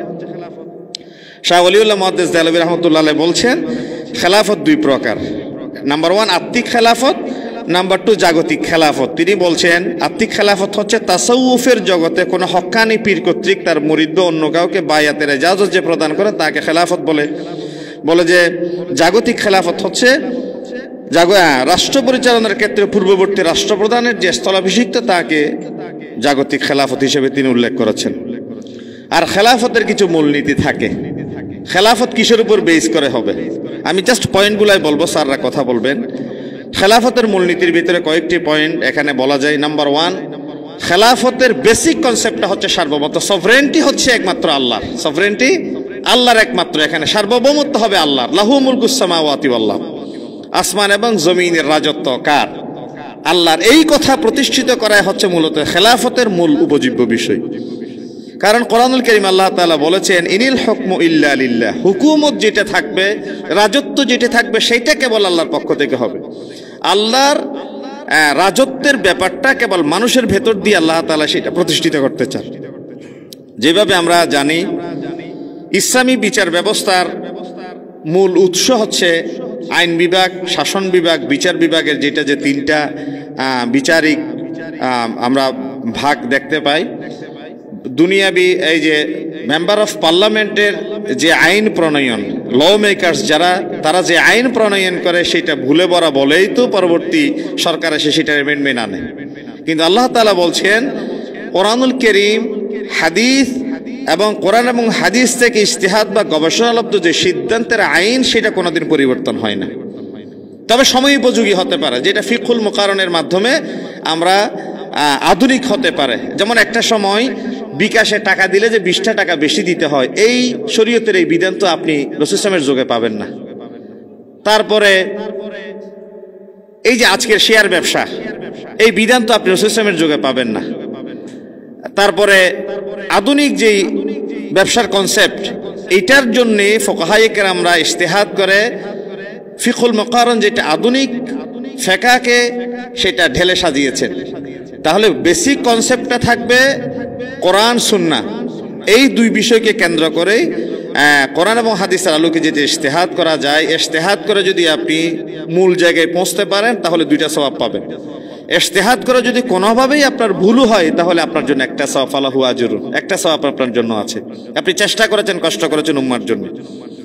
আর এই খেলাফতের এই মূলনীতির প্রথম নাম্বার কিসের উপর বেস করে এই খেলাফতটা হবে, কেন প্রয়োজন, যে সার্বভৌমত্বের জন্য যে খেলাফত প্রয়োজন, আল্লাহ তাআলা কোরআনুল কারীমের সূরা হাদীদে যেই কথা বলছেন, লাকাদ আরসালনা রুসুলানা বিল বাইয়িনাত, আমি রসুল দিয়ে কিছু বাইয়িনাত পাঠিয়েছি, কিছু দলিল আদিল্লা তোমাদেরকে দিয়েছি। ওয়া আনজালনা মাআহুমুল কিতাব ওয়াল মিজান, এখানে দুইটা কথা বলেছেন। আমি তোমাদেরকে দিয়েছি একটা কিতাব, নাম্বার 2 মিজান, একটা মানদণ্ড এবং একটা কিতাব। কেন দিলাম? লিয়াকুমান নাসু বিল কিসত, যেন করে এর দ্বারাই সুবিচার কায়েম করা যায়, ন্যায় বিচার কায়েম করা যায়। এখন ন্যায় বিচার কায়েম করা যায় সেটা তো একটা থিওরি, সেটা তো একটা মুখের একটা বলি শুধু। তো ন্যায় বিচার কাকে বলে সেটা তো আমি জানি না। ন্যায় বিচার কাকে বলে সেটা জানার জন্য জাস্ট সিম্পল একটা কথা শুনলেই যথেষ্ট হয়ে যায়। সেটা হচ্ছে আরবের কুরাইশ বংশের বনু মখজুমিয়া গোত্রের এক মহিলা, she was very dignified. Nabi Karim সাল্লাল্লাহু আলাইহি ওয়াসাল্লাম তার অপরাধের কারণে, অপরাধ বিবেচনায় তার হাত কর্তনের সিদ্ধান্ত দিলেন। একটা সময় নবী করিম সাল্লাল্লাহু আলাইহি ওয়াসাল্লামের কাছে সাহাবায়ে কেরামরা কেবলমাত্র তারা ইসলাম গ্রহণ করেছে বা মক্কা বিজয়ের পরে কেবলমাত্র তারা ইসলামের সুশীতল ছায়াতলে আসছে। তো এখন সাহাবায়ে কেরামরা গুনগুন গুনগুন করে, ব্যাপার কি? বলে যে মাত্র তারা ইসলাম গ্রহণ করেছে, কোনো কারণে সে অন্যায় করেছে আর কি, চুরি করেছে বা কোনো অপরাধী, তারা হাত কাটার মতো এত কঠিন সিদ্ধান্ত দিয়ে দিল। এখন সাহাবায়ে কেরামরা একজন আরেকজনকে অনুরোধ করে রাসূল সাল্লাল্লাহু আলাইহি ওয়াসাল্লামের কাছে আপনি যান, আপনি যান, আপনি যান, এইভাবে করতে করতে সর্বশেষ রাসূল সাল্লাল্লাহু আলাইহি ওয়াসাল্লামের যে একজন পালক পুত্র ছিল আপনারা জানেন, ওসামা জায়েদ, যার একজন সন্তান ছিল ওসামা ইবনে জায়েদ। রাসূল সাল্লাল্লাহু আলাইহি ওয়াসাল্লাম তো সন্তানের নাতি হিসেবে খুব আদর করতেন, তাকে খুব ভালোবাসতেন। সাহাবায়ে কেরামরা মিলে এখন ধরো যে তুমি পারবা কেবল তোমার দাদার কাছে যেতে, রাসূল সাল্লাল্লাহু আলাইহি ওয়াসাল্লামের কাছে তুমি যাও। এখন ওসামা ইবনে যায়েদ রাদিয়াল্লাহু তাআলাকে কোনোভাবে আদর আন্তরিকতা দিয়ে বলে যে তুমি বললে বুধর সিস্টেম এটা একটু কনসিডার করতে পারে। রাসূল সাল্লাল্লাহু কাছে গিয়ে বললেন, ইয়া রাসূলুল্লাহ, বলে যে বনু মখজুমের মহিলার ব্যাপারটা বোধহয় আরেকটু রিভিউ করলে ভালো হতো, বিষয়টা আরেকটু মানে বিবেচনা করলে বোধহয় ভালো হতো। রাসূল সাল্লাল্লাহু দাঁড়িয়ে গেলেন, ফাখতাতাওয়া, তিনি নাতিদেরকে একটি বক্তব্য দিলেন। বক্তব্য কি বললেন? আতাশফাউ ফি হাদ্দিন মিন হুদুদিল্লাহ, হে ওসামা ইবনে যায়েদ, আল্লাহর তাআলার একটা বিধান জমিনে কার্যকর হবে, মুহাম্মদ সাল্লাল্লাহু আলাইহি ওয়াসাল্লাম সিদ্ধান্ত দিয়েছে, এই আল্লাহর বিধান জমিনে কায়েম হওয়ার অন্তরায় হতে কি তুমি আমার কাছে সুপারিশ করতে আসছো? বলে যে অতীতে অনেক কওম, অনেক জাত পৃথিবীর ইতিহাস থেকে নিশ্চিহ্ন হয়ে গিয়েছে, যারা দুর্বল, আকামু আলাইহিল হাদ, এই যে রাস্তার ধারে সিগারেট কাছে একজন রিকশাওয়ালা 50 টাকা জরিমানা করে দিল তারা। এই যে সোনালী ব্যাংক, হলমার্কস, ডেস্টিনি, ইসলামী ব্যাংক, বড় বড় রাগব বলরা crore crore million trillion dollar খেয়ে চলে যায়, তাদের কোনো বিচার হয় না, তারাকু, তাদেরকে ছেড়ে দেয়। রাসূল সাল্লাল্লাহু বলে যে অতীতে যারা দুর্বল ছিল তারা কোনো অপরাধ করলে আকামু আলাইহিল হাদ, শরীয়তের ভিতরে তাদের উপর কার্যকর করা হতো। আর কোন শক্তিশালী মানুষ কোনো অন্যায় করলে তারাকু, তাদেরকে ছেড়ে দেওয়া হতো। ওয়াইমুল্লাহ, আল্লাহর কসম করে বলছি, লাউ আন্না ফাতিমাতা বিনতে মুহাম্মদ সাল্লাল্লাহু আলাইহি ওয়াসাল্লাম, যদি আমার মেয়ে ফাতেমা সারাকাত আজকে চুরি করতে, চুরির দিয়ে অভিযুক্ত হতো, লাকাতাতু ইয়াদাহা, আমি মুহাম্মদ সাল্লাল্লাহু আলাইহি ওয়াসাল্লাম বলছি, আমি মুহাম্মদ সাল্লাল্লাহু আলাইহি ওয়াসাল্লাম আমার মেয়ে ফাতেমার হাত আজকে কেটে দিতাম। সুবহানাল্লাহ বলেন। তো এটা কি আর থিওরি থাকলো? এটা তো প্র্যাকটিক্যাল হয়ে গেল। এটা তো থিওরি থাকলো না। রাসূল সাল্লাল্লাহু শুধু বলেন নাই, তিনি করে দেখিয়েছেন যে খেলাফতের দায়িত্বটা হচ্ছে এই জায়গায়। এখানে লিয়াকুমান নাসু বিল কিসত, এবং খেলাফতের আরেকটা গুরুত্বপূর্ণ ব্যাপার হচ্ছে অপরাধ করার পরে অপরাধী অকপটে তিনি বলে দিবেন যে আমি দুনিয়ার শাস্তিকে মাথা পেতে নিলাম আখিরাতের ভয়ঙ্কর শাস্তির চেয়ে। এক মহিলা আসছে, তাও বুখারীর হাদিস, ইয়া রাসূলুল্লাহ ইন্নী জানাইতু, একবার বলে, দুইবার বলে, বলে যে আবি কি মাজনুন, তুমি কি পাগল? এই ভরা মজলিসে তুমি বলছো যে আমি বেবিচার করে আসছি? বলছেন ইয়া রাসূলুল্লাহ আমি বেবিচার করে আসছি। বলে যে তোমার পেটে বাচ্চা আছে? বলে যে হ্যাঁ। বাচ্চা প্রসব করে আসো। মানে ইমানের দৃঢ়তা কাকে বলে দেখেন। আমি তো সকালে তওবা করলে বিকালে ভুলে যাই, বিকালে তওবা করলে রাতে ভুলে যাই। মানে সাহাবাই কেরাম কারা, খেলাফতের দায়িত্বটা আল্লাহ তাদের উপর কেমনে আল্লাহ তাআলা এইভাবে প্রতিষ্ঠিত করেছিলেন দেখেন। বাচ্চা প্রসব করে আসছে। ইয়া রাসূলুল্লাহ আমি সেই মহিলা যে বেবিচার করে শাস্তির জন্য এসেছিলাম, বাচ্চা নিয়ে আসছি। বলে যে বাচ্চার হক দুধ পান করে আসছে, হাওলাইনি কামিলাইন? বলে যে রাসূলুল্লাহ না। তাহলে দুধ পান করে আসো। সুবহানাল্লাহ। দুধ পান করাই এই মহিলা সাহাবী আবার আসছে বাচ্চার হাতে একটা রুটির টুকরা দিয়ে, যে সে ততদিনের ধরে যে খেতে পারে এটা প্রমাণ সহ রাসূলের কাছে নিয়ে আসছি। রাসূলুল্লাহ আমি আমার বাচ্চা প্রসব করলাম, দুগ্ধ পান করালাম, এখন বাচ্চা নিজের হাতে ধরে খেতে পারে, তার একটা প্রমাণ রুটির টুকরা তার হাতে আছে। তিনি নির্দেশ দিলেন পাথর মারো, তারে হত্যা করো।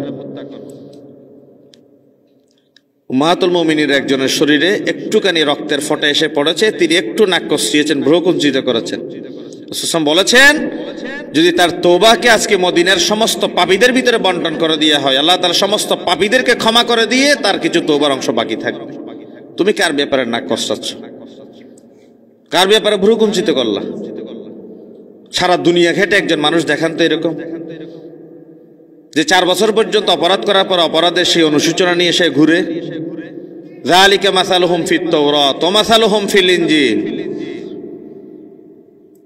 যাদের আওসাফের কথা আল্লাহ তাআলা তাওরাত, জবুর, ইনজিলে বর্ণনা করেছে, যাদের কপালে সেজদার দাগ। আবু হুরায়রা রাদিয়াল্লাহু তাআলা কেবলমাত্র 2 বছর কম সময় পেয়েছেন রাসূলুল্লাহ, অষ্টম হিজরিতে ইসলাম গ্রহণ করেছে। কিছু পেলে খেলো, না পেলে খাই নাই, পেট পাথর বেঁধে পড়ে থাকতো। একজন মানুষ দেখাতো জ্ঞান পিপাসু এরকম, যে খেয়ে না কি এরকম জ্ঞান অন্বেষণের জন্য পড়ে থাকে। আবু বকর সিদ্দিক ওসামা ইবনে যায়েদকে রাসূলুল্লাহ সেনাপতি করে একটি কাফেলা প্রেরণের জন্য সিরিয়ার একটি বাহিনী তৈরি করে হাতের উপর ফিতা বেঁধে দিয়েছিলেন। রাসূলুল্লাহ সাল্লাল্লাহু আলাইহি ওয়াসাল্লামের ইন্তেকালের পরে সাহাবায়ে কেরামরা পরামর্শ দিচ্ছে 17 বছরের একজন যুবক ওসামা ইবনে যায়েদ কেমনে সে এত বিশাল কাফেলার প্রতিনিধিত্ব করবে, একটু সিদ্ধান্তটা বোধহয় রদ করা, একটু পরিবর্তন করা দরকার।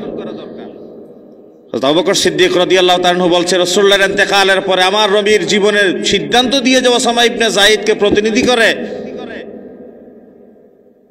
যুদ্ধের যে কাফেলা আমার নবী বেঁধে দিয়েছেন, আমি যদি পরিবর্তন করি সর্বপ্রথম আমি তো আমার নবীর সেই দ্বীনের সাথে বিদ্রোহীদের কাতারে শামিল হব। কি বলতে চাও তোমরা? দাঁতে দাঁত কামড়িয়ে নবীর সিদ্ধান্তকে যারা বাস্তবায়ন করেছে। আল্লাহ তাআলা বলছেন ইনিল হুকমু ইল্লা লিল্লাহ ইয়াকুসুল হক ওয়া হুয়া খায়রুল ফাসিলিন। হুকুম দিয়ার মালিক তো স্রেফ আল্লাহ। বলেন হুকুম দিয়ার মালিক কে? স্রেফ আল্লাহ। রাসূলের কাছে তিনি সত্য বর্ণনা করেন এবং তিনি শ্রেষ্ঠ ফয়সালাকারী।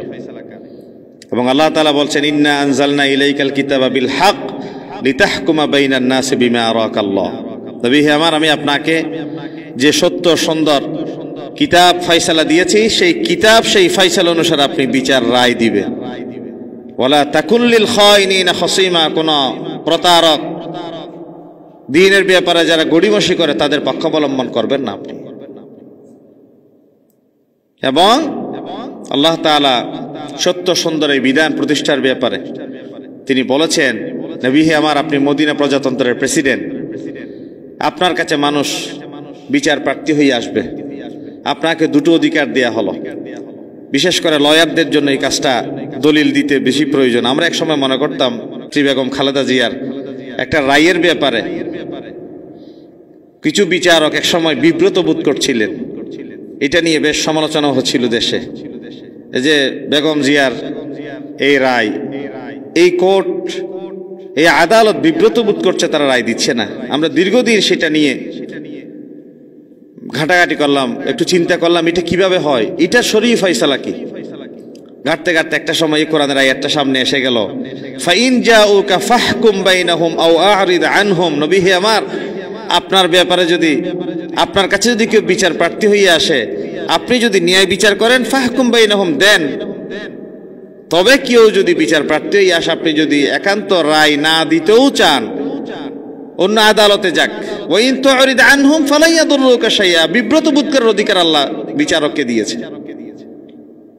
বিচারকরা চাইলে যে কোনো একটা রায়ের ব্যাপারে ওনারা বিব্রত বোধ করতে পারেন, অন্য কোর্টে, অন্য আদালতে, অন্য বেঞ্চে সেটা পাঠানোর তিনি এখতিয়ার রাখেন। এখানে সর্বোচ্চ স্বাধীনতাও আল্লাহ তাআলা দিয়েছেন বিচারকদের ব্যাপারে।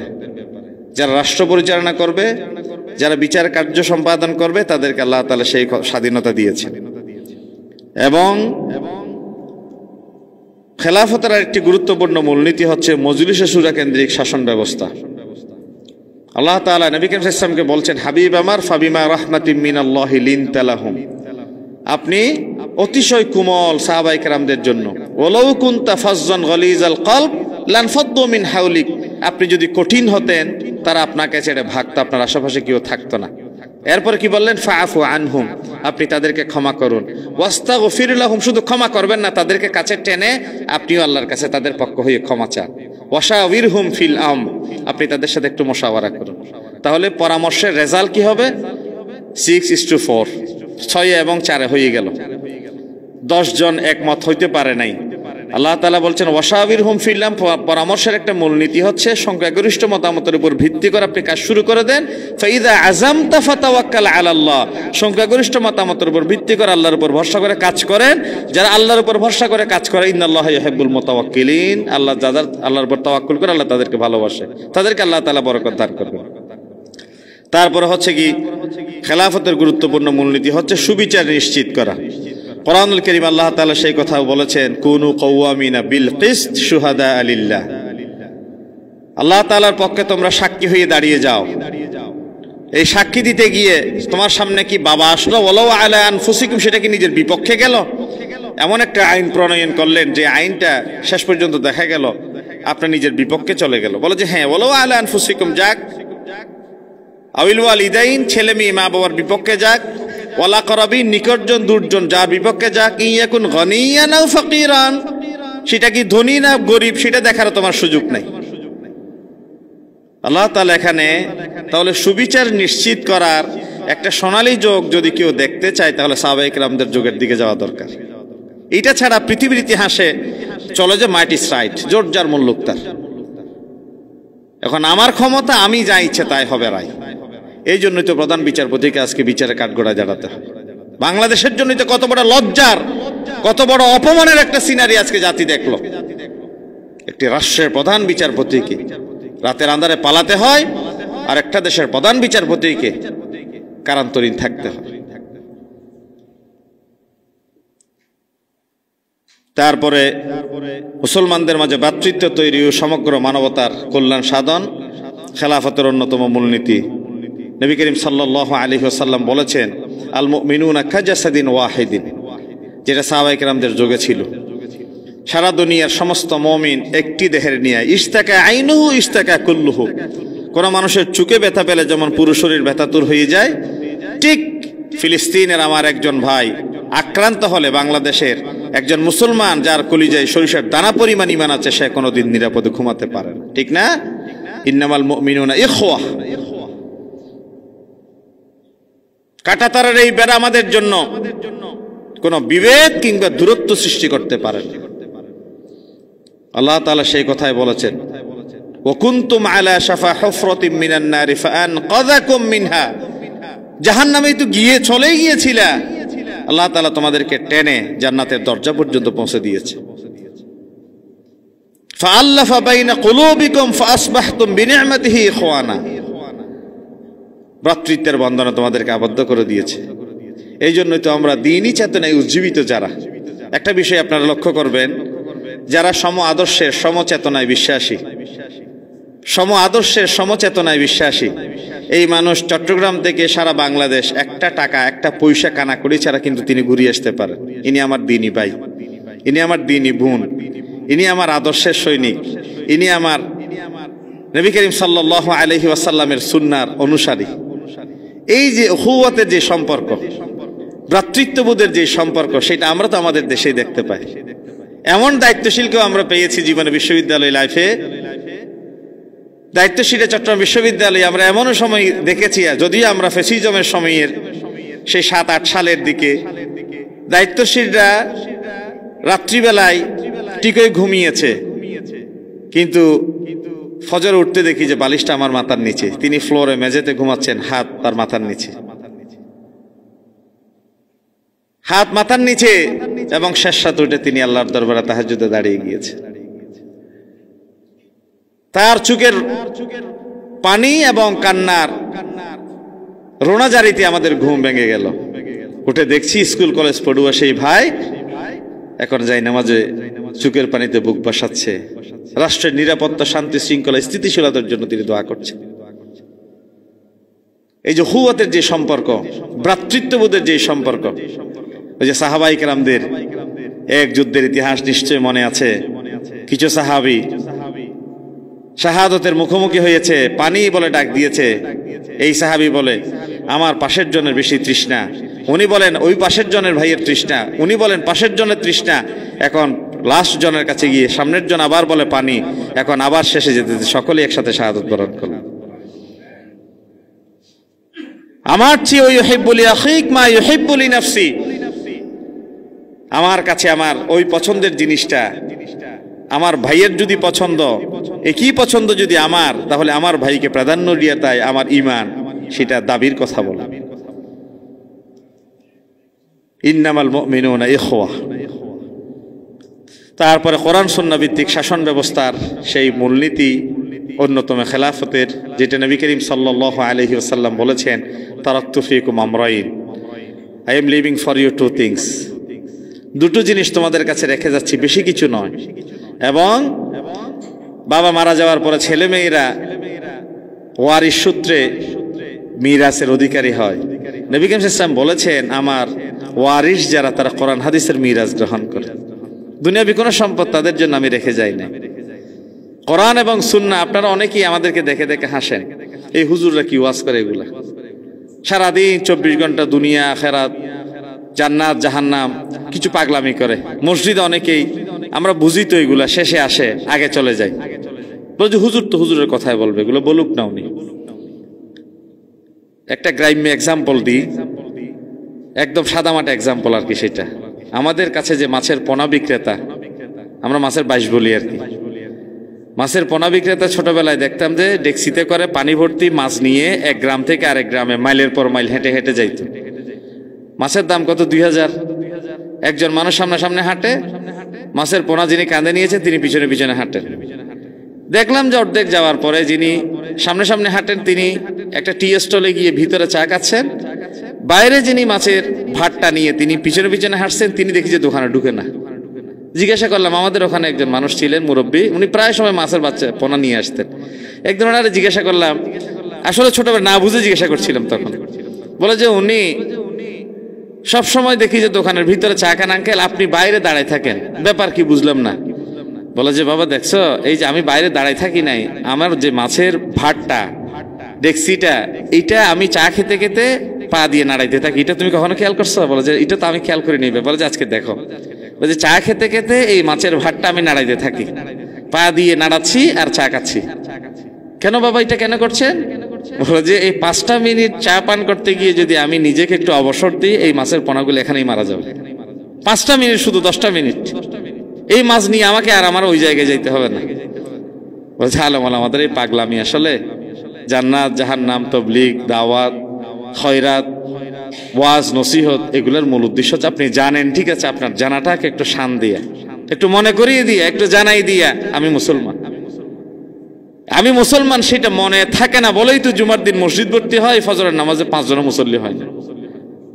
আমি মুসলমান সেটা মনে থাকে না বলেই তো আমার ছেলের বিয়েতে যৌতুক নিতে আমি চিন্তা করি না। আমি মুসলমান সেটা মনে থাকে না বলেই তো আমার মেয়ের বিয়েতে 5 দিন পর্যন্ত ড্যান্স চলে। বুড়া মানুষ আমার কথা কে শুনে কপালে দাগ পড়ে গেছে, 5 বার হজ করে আসছে। এটা বাস্তবতা। নাগরিক অধিকার নিশ্চিতকরণ, ওয়াইদা হাকামতুম বাইনান নাস আন তাহকুমু বিল আদল। আমি আলোচনা সংক্ষেপ করে ফেলি, অনেক সময় হয়ে গিয়েছে, এতক্ষণ সময় নিয়ে ঠিক হয় নাই। আমি একেবারে শেষের দিকে চলে আসছি, যদিও অনেক বিষয় বাকি আছে, কিন্তু আমি একটু বিষয় এই বিষয়গুলা একটু স্কিপ করে সামনের দিকে যাই। ইসলামী খেলাফতের রাষ্ট্রপ্রধানের অনেক জায়গায় ইমাম, সুলতান, আমির, খলিফা হিসেবেও বিভিন্ন জায়গায় এই শব্দগুলোকে ব্যবহার করে। যেমন আমির মুআবিয়া রাদিয়াল্লাহু তাআলা, যিনি আমির, ইনি খলিফা ছিলেন আমির। আমিরুল মুমিনিন হযরত ওমর ইবনুল খাত্তাব রাদিয়াল্লাহু তাআলাকে আমির বলা হতো। বা এই জাতীয় কিছু শব্দ এখানে আছে যেটা আমরা সাংঘর্ষিক নয়, একই অর্থে একই উদ্দেশ্যে বিভিন্ন শব্দে ব্যবহৃত হয়। খলিফার কিছু গুণাগুণ থাকা দরকার, যেটা আমরা রাষ্ট্রপ্রধানের গুণাগুণ হিসেবে খেয়াল করি। মুসলমান হওয়া, পুরুষ হওয়া, বালেগ এবং প্রাপ্তবয়স্ক হওয়া, বিবেক বুদ্ধি সম্পন্ন হওয়া, স্বাধীন হওয়া, বিচক্ষণ হওয়া, নৈতিক চরিত্রের অধিকারী হওয়া, পদের লোভহীন হওয়া, এই জাতীয় কিছু ব্যাপার থাকে। আর খলিফার দায়িত্ব কর্তব্যের ব্যাপারে 10টা পয়েন্ট ছিল এখানে। এই পয়েন্টগুলো আপনারা জানেন আমরা কিভাবে দায়িত্ব পালন করি, আমাদের রাষ্ট্রপ্রধানরা দায়িত্ব পালন করে, এবং কিভাবে রাষ্ট্রপ্রধানের দায়িত্ব পালন করা দরকার। এই বিষয়গুলা বলতে গেলে অনেক কথা বলতে হয়। আসলে শরীয়তের প্রতিষ্ঠিত নীতি ও পূর্বসূরীদের ঐক্যমত্য অনুসারে দ্বীনের হেফাজত করা, বেদাত প্রতিহত করা, ফরজ ওয়াজিবের উপর মানুষকে টিকিয়ে রাখা, নিষিদ্ধ বিষয় থেকে দূরে রাখা। 2 নম্বর, বিবেকবান লোকদের মধ্যে ইনসাফের সাথে ফয়সালা করে দেয়া। 3, রাষ্ট্রের যাবতীয় সম্পদ সংরক্ষণ করা ও জানমালের নিরাপত্তা বিধান করা। 4, রাষ্ট্রের সীমানা সংরক্ষণ করা, সীমান্ত প্রহরার ব্যবস্থা করা, যাতে সীমান্তের বাইরে থেকে কেউ অনুপ্রবেশ করে দেশের লোকদের জানমালের ক্ষতি সাধন করতে না পারে। এভাবে 10টা বিষয় আমি আমার চিন্তা করে যে বিষয়গুলো পেয়েছি। আমি এখন যে বিষয়টা আলোচনা করতে চাই সংক্ষেপে, সেটি হচ্ছে খেলাফত প্রতিষ্ঠার অন্তরায় কি। আসলে আমি একেবারে সংক্ষেপে বিষয়গুলো, এই বিষয়টা খুবই গুরুত্বপূর্ণ। খেলাফত প্রতিষ্ঠার বর্তমান আমি অন্তরায় হিসেবে যে বিষয়টি লক্ষ্য করলাম, ইহুদি খ্রিস্টানদের খেলাফত বিরোধী ষড়যন্ত্র চক্রান্ত। এই চক্রান্ত তারা বিভিন্নভাবে করে যাচ্ছে। যেমন মুসলিম প্রধান রাষ্ট্রগুলোকে তাদের গোলামিতে আবদ্ধ করে সেখানে তাদের 5টা আজ্ঞাবহ শাসক নিয়োগ করেছে। এটা অত্যন্ত গুরুত্বপূর্ণ একটা বিষয়। মুসলিম রাষ্ট্রপ্রধানদেরকে তাদের গোলামি করার এবং তাদের 5টার তাদের আজ্ঞাবহ হয়ে যেখানে নিয়োগ দিয়ে রেখেছে, বসিয়ে রেখেছে পুতুল সরকার হিসেবে। এই জন্যই এটা আমরা প্রধান বিষয় হিসেবে দেখতে পাই। 2 নম্বর, বিশ্বব্যাপী খেলাফত বিরোধী অপপ্রচার ও খেলাফত ব্যবস্থাকে জঙ্গি, উগ্রবাদ, সন্ত্রাসবাদ ইত্যাদি নামে আখ্যায়িত করা। এই দেখেন, দাড়ি রাখলে বলে বাংলা ভাই মৌলবাদী, সাম্প্রদায়িক। অথচ মৌলবাদ শব্দটা কিন্তু বিশেষ কোনো ধর্মের সাথে সংযুক্ত নয়। একজন হিন্দু ভদ্রলোক তিনি যদি তার হিন্দুত্ববাদের উপর এক্সট্রিম হয়ে থাকেন তাহলে তিনি হিন্দুত্ববাদী, মৌলবাদী। একজন মুসলিম যদি তার ধর্মের ব্যাপারে কট্টর হয় তাহলে এটা তো দাবি রাখে আমার দাড়ির ব্যাপারে আমি কট্টর, আমার টুপির ব্যাপারে, আমার ধর্মের, আমার নামাজের ব্যাপারে। আর যে কোনো ইজমের একজন ব্যক্তি তিনি তার ইজমকে প্রতিষ্ঠিত করতে গিয়ে তার জায়গায় যদি তিনি কট্টরপন্থী হন তাহলে তিনি তার জায়গায় মৌলবাদ। অথচ এই শব্দটাকে ডিসপ্লেস করছে কি এখন ইসলামের ব্যাপারে, ইসলামের জায়গায় এসে যারা একটু অনুসারী তাদেরকে বলা হচ্ছে মৌলবাদী, সাম্প্রদায়িক, জঙ্গি। এই শব্দটাকে এখন মিসইউজ করে আমাদেরকে এখন দিন থেকে সরিয়ে রাখার। এখন দেখেন আমাদের ছেলে মেয়েরা মাদ্রাসায় পড়ে। আমি আমার মাদ্রাসায় গতকাল একটা অনুষ্ঠানেও খুব জোর দিয়ে বলছি গার্ডিয়ানদের সামনে, ছেলে মেয়েরা এখানে ভালো খায়, ভালো পরে, পাঞ্জাবি, টুপি, দাড়ি নিয়ে থাকে। যখনই বাসায় গিয়ে তারা কোনো একটা অনুষ্ঠানে যায় দেখি যে পাঞ্জাবি ছেড়ে তারা টি শার্ট পরে অনুষ্ঠানে যায়। কেন বাবা তুমি এটা পরে কেন আসছো? বলে যে হুজুর আমার লজ্জা লাগে, বিয়েতে আসছি, এটা কি পাঞ্জাবি পরে আসবো? তো আমি প্রশ্ন করতে চাই, সুনজির সেন বাবু তো আজীবন মৃত্যুর আগের দিন পর্যন্ত পাঞ্জাবি পরে গিয়েছেন। আবুল মাল আব্দুল মহিদ জীবনে কোনোদিন আমি শার্ট পরতে দেখি নাই তারা। ওনার কি জাত চলে গেছে? উনি কি মন্ত্রী হিসেবে মারা যায় নাই? বাম রাজনীতি করে সারা জীবন তিনি পাঞ্জাবি ছাড়তে পারেন নাই। ডক্টর ইউনূসকে আপনি কোন দিন দেখেছেন একটা শার্ট পরে, একটা গেঞ্জি পরে চলতে? আমাদের ছেলে মেয়েরা দেখি যে অতি আধুনিক হতে গিয়ে, আমার স্যার তো মহিদ স্যার তো চমৎকার করেই বলেন এই বিষয়গুলো। আমার মনে হয় এই বিষয়টা স্যারকে দিলে অত্যন্ত চমৎকার করে তিনি আধুনিক পরিবেশে ব্যবহার করে স্যার ফুটিয়ে তুলতেন। স্যার কথা বলবেন ইনশাআল্লাহ, আমি শেষ করছি। 3 নম্বর, বিশ্বে যে সকল ইসলামী সংস্থাগুলো আছে সেগুলো তাদের নিয়ন্ত্রণে রেখেছে তারা, যাতে তাদের মাঝে থেকে খেলাফতের কোনো আলোচনা না আসে। যেমন সৌদির পক্ষ থেকে দেখেন, কুয়েতের পক্ষ থেকে, কাতার, বাহরাইন, দুবাই, আরব রাষ্ট্রগুলোর ভেতর থেকে কোনো খেলাফতের কথা এখন সাউন্ড আসবে না। যার কারণে বর্তমানে ওআইসি, আরব লীগ সহ আরো কয়েকটি সংস্থা থাকা সত্ত্বেও খেলাফত দূরে থাক, মুসলমানদের পক্ষে কোনো কথাই যেন এখন এটা বের হয় একটা বড় কাল। ফিলিস্তিনের পক্ষে একটা বিবৃতি দিয়ে একটা কথা বলা, এটা যেন তাদের জাত চলে যাওয়ার সমান। 4 নাম্বার, মুসলমানদের মাঝে ঐক্য। ওয়াহাবি, সুন্নি, মাযহাবি, সালাফি, লা মাযহাবি, কিয়ামি, লা কিয়ামি, এটা 10 জনের ভিতরে 15টা বিভেদ। এই তরিকতের টুপির সাথে ওই তরিকতের টুপির মিল নাই, এই পীরের অনুসারীদের সাথে ওই পীরের অনুসারীদের কোনো সম্পর্ক নাই। বাংলাদেশে 95,000 মানুষ, 1,95,000 সম্ভবত মানুষ পেশা হিসেবে আদমশুমারিতে উল্লেখ করেছে তারা পীর। এটা বাইদেশ্বরের পীর সাহেবের রিপোর্ট। সম্ভবত 1,95,000 মানুষ, যদি আমার সংখ্যাটা ভুল না হয়ে থাকে, নিজেদের পেশা হিসেবে উল্লেখ করেছে পীর। আপনি খবর নিলে দেখবেন 1,95,000 পীর, তারা কমপক্ষে 3 লাখ মতভেদে বিভক্ত। এই পীরের অনুসারী ওই পীরের অনুসারীদের গালিগালাজ করতে পারলে, তাদেরকে মারতে পারলে, তাদেরকে খুন করতে পারলে, গুম করতে পারলে সেটা ইবাদত মনে করে। তারপরে আমাদের 4 নাম্বার, মুসলমানদের মাঝে খেলাফত প্রতিষ্ঠার সম্ভাবনা নিয়ে হতাশ। বলে যে দূর, এই সরকারকে কি এটা সম্ভব? এটা জগদ্দল পাথর, এটা সম্ভব না। মানে 17 বছর ধরে আমরা শুনে আসছি, যখন দাঁড়িয়ে গেছে হুজুর আমিও আসলে এই দলে ছিলাম, আমিও আসলে রাজপথে আন্দোলন করেছি, আমিও মিছিল করেছি, আমিও ওই দিন ওখানে একটা বিবৃতি দিয়েছি। তখন আগে 5 বছর আগে, 10 বছর আগে অনলি মি দিয়ে রাখা পোস্টটা এখন সামনে এনে দিচ্ছে, বলে যে আমিও ছিলাম তো সেই দলে। বলে যে একটা হতাশা কাজ করে আমাদের ভিতরে, দূর এই দেশ নাই, ওই দেশ নাই, এই সংগঠন নাই, ওই সংগঠন নাই, এই মাজা মারা এই সংগঠনটা কোত্থেকে আবার ঘুরে দাঁড়াচ্ছে। এই যে একটা হতাশা আমাদের ভিতরে কাজ করে। আল্লাহ তাআলা বলছেন হতাশ হওয়া যাবে না। আল্লাহ তাআলা মরা গাছ থেকেও যে তিনি ফুল ফুটান, 313 জন দিয়ে যে আল্লাহ তাআলা বিজয়ী দিয়ে, দিন থাকবে কি থাকবে না, দিন জমিনে থাকবে কি থাকবে না, সেটা নির্ভর করেছিল বদরের 313 জনের উপর, ঠিক না? 313 জন যেখানে দাঁড়িয়ে গেছে, আমার তো 313 জন দরকার ভাই। এখন আমার এখন 200 কোটি মুসলমান দরকার নাই তো। রাসূল বলছে কিয়ামতের আগে এমন একটা সময় আসবে, বলে যে মানুষ বাড়বে, মুমিন কমে যাবে, তাদের ভিতরে মওতের ভয় বেড়ে যাবে, দুনিয়ার প্রীতি বেড়ে যাবে। কেমনে? বলে যে রাসূলুল্লাহ দস্তরখানার সামনে নিয়ে খাবার যেমনে খায় ইহুদি খ্রিস্টানরা সেভাবে গ্রাস করবে। মুসলমানের সংখ্যা কি কমে যাবে? বলে যে না, সমুদ্রের কিনারায় কিছু ফেনা জমা থাকে, বলে যে এই জমা থাকা হাজার হাজার কোটি কোটি ফেনার স্তূপ একটা ঢেউয়ের মোকাবেলায় কি দাঁড়িয়ে থাকে না বিলীন হয়ে যায়? বলে যে একটা ঢেউয়ের মোকাবেলায় ফেনাগুলো পানির সাথে মিশে যায়, ঠিক Abdullah Abdur Rahman passport and ID কার্ডের নাম দিয়ে কোটি কোটি থাকবে। বলে যে একজন বুদ্ধিমান বিচক্ষণ ইহুদির মোকাবেলায় সে দাঁড়াইতেই পারবে না।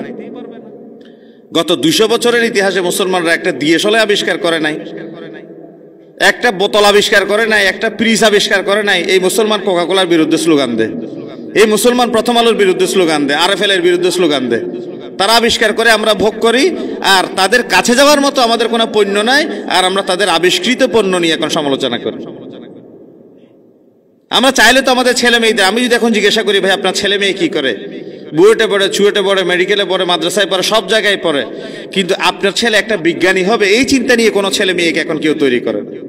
আইটিতে এক্সপার্ট হবে এই চিন্তা করে কেউ ছেলে মেয়েকে এখন পড়াশোনা করায় না।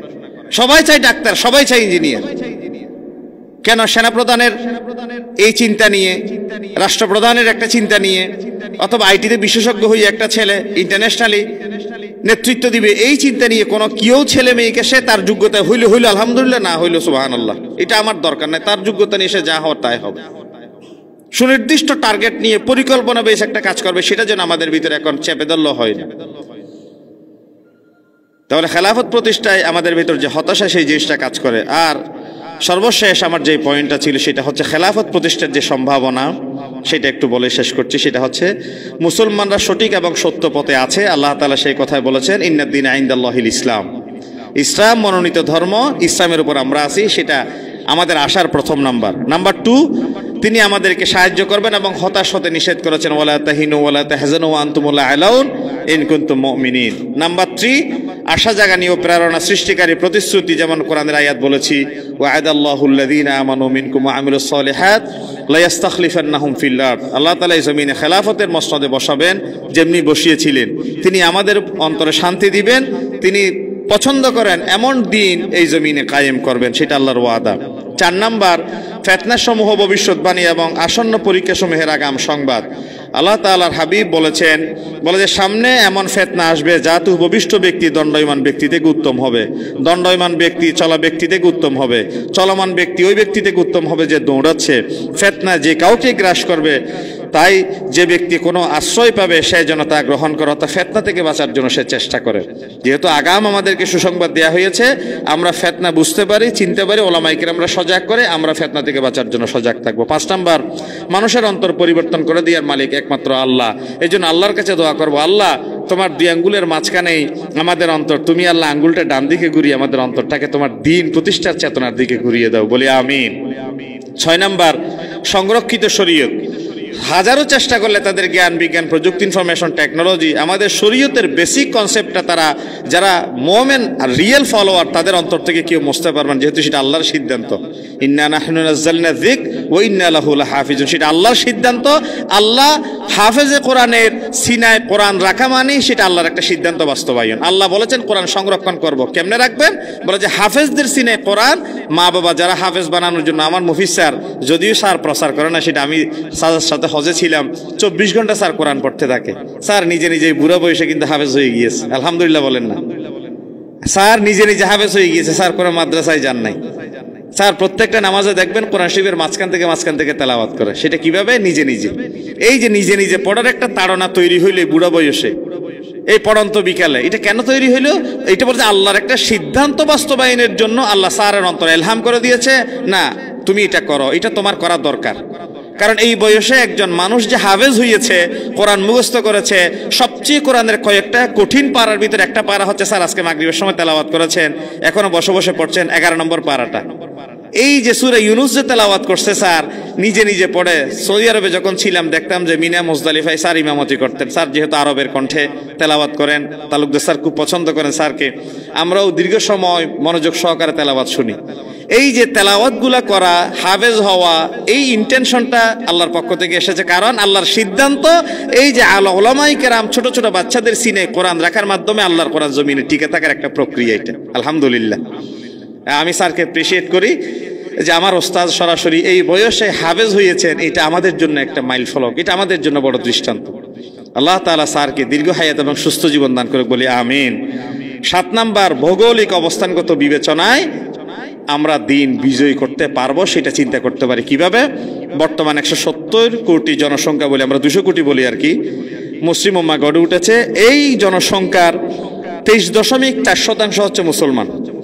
বর্তমান বিশ্বের জনসংখ্যার 23.4% মুসলমান। এশিয়া ও ওশেনিয়ায় মুসলমানদের সংখ্যা হচ্ছে 24.4%। মধ্যপ্রাচ্য উত্তর আফ্রিকায় 91.2%। সাহারা অঞ্চলে মুসলমানদের সংখ্যা হচ্ছে 29.6%। ইউরোপে 6% এবং উত্তর দক্ষিণ আমেরিকায় 0.6% মুসলমান। প্রতি 4 জনে একজন মুসলমান সারা পৃথিবীতে। বর্তমান পৃথিবীতে প্রায় 52 বা মুসলিম সংখ্যাগরিষ্ঠ রাষ্ট্র যা আমরা বলে থাকি, 52টি দেশ ছাড়াও এমন কিছু সংখ্যাগরিষ্ঠ অঞ্চল আছে যেগুলো অমুসলিম দেশের অধীনে, যেমন চীনে আছে, উইগুর সহ আরো বিভিন্ন জায়গা আছে যেগুলো মুসলিম অধ্যুষিত অঞ্চল, কিন্তু তাদের রাষ্ট্রের উল্লেখযোগ্য অমুসলিম হওয়ার কারণে আমরা 80% মুসলমানদের, কয়লার 60% মুসলমানদের, স্বর্ণের 65% মুসলমানদের, রাবার ও পাটের 75% মুসলমানদের, খেজুর 100% মুসলমানদের। সংখ্যাগত শক্তি এটা আমরা যদিও বিজয়ীর একটি উপজীব্য বিষয় মনে করি না, আমরা মনে করি আল্লাহ রাব্বুল আলামিন সাহাবায়ে কেরামদের সামনে জটিল কঠিন পরীক্ষার মুখোমুখি করার পরেও সাহাবায়ে কেরামদেরকে তারা আল্লাহ রাসূলের কাছে এসে বলেছে, মাসাতুমুল বাসাউ ওয়াদ-দাররাউ ওয়া যুলজিলু হাত্তা ইয়াকুলার রাসূল ওয়াল্লাযীনা আমানু মাআহু মাতা নাসরুল্লাহ। জ্বালাও, পোড়াও, ভাঙচুর, লুটপাট, হত্যা, সন্ত্রাস, দর্শন, টেন্ডারবাজি, চাঁদাবাজি, এই সব কিছুর মুখোমুখি হওয়ার পরে তারা যখন নাবিশ্বাস হয়ে উঠেছিল, অস্থির হয়ে পড়েছিল, রাসূল সাল্লাল্লাহু কাছে এসে তারা জিজ্ঞাসা করছিল, মাতা নাসরুল্লাহ, হে আল্লাহ রাসূল সাহায্য কখন আসবে, বিজয় কখন আসবে? তখন আল্লাহ তাআলা নবী করিম সাল্লাল্লাহু আলাইহি ওয়াসাল্লামকে সাহাবায়ে কেরামদের প্রশ্নের জবাব দিতে গিয়ে বলেছিলেন, আলা ইন্না নাসরাল্লাহি করিব, ধৈর্য ধরো, অপেক্ষা করো, মাইর খাও। গন্তব্যে পৌঁছতে গেলে গাড়ির চাকা সবসময় নিচে থাকে না, গাড়ির চাকা কোনো সময় নিচে, কোনো সময় উপরে উঠে।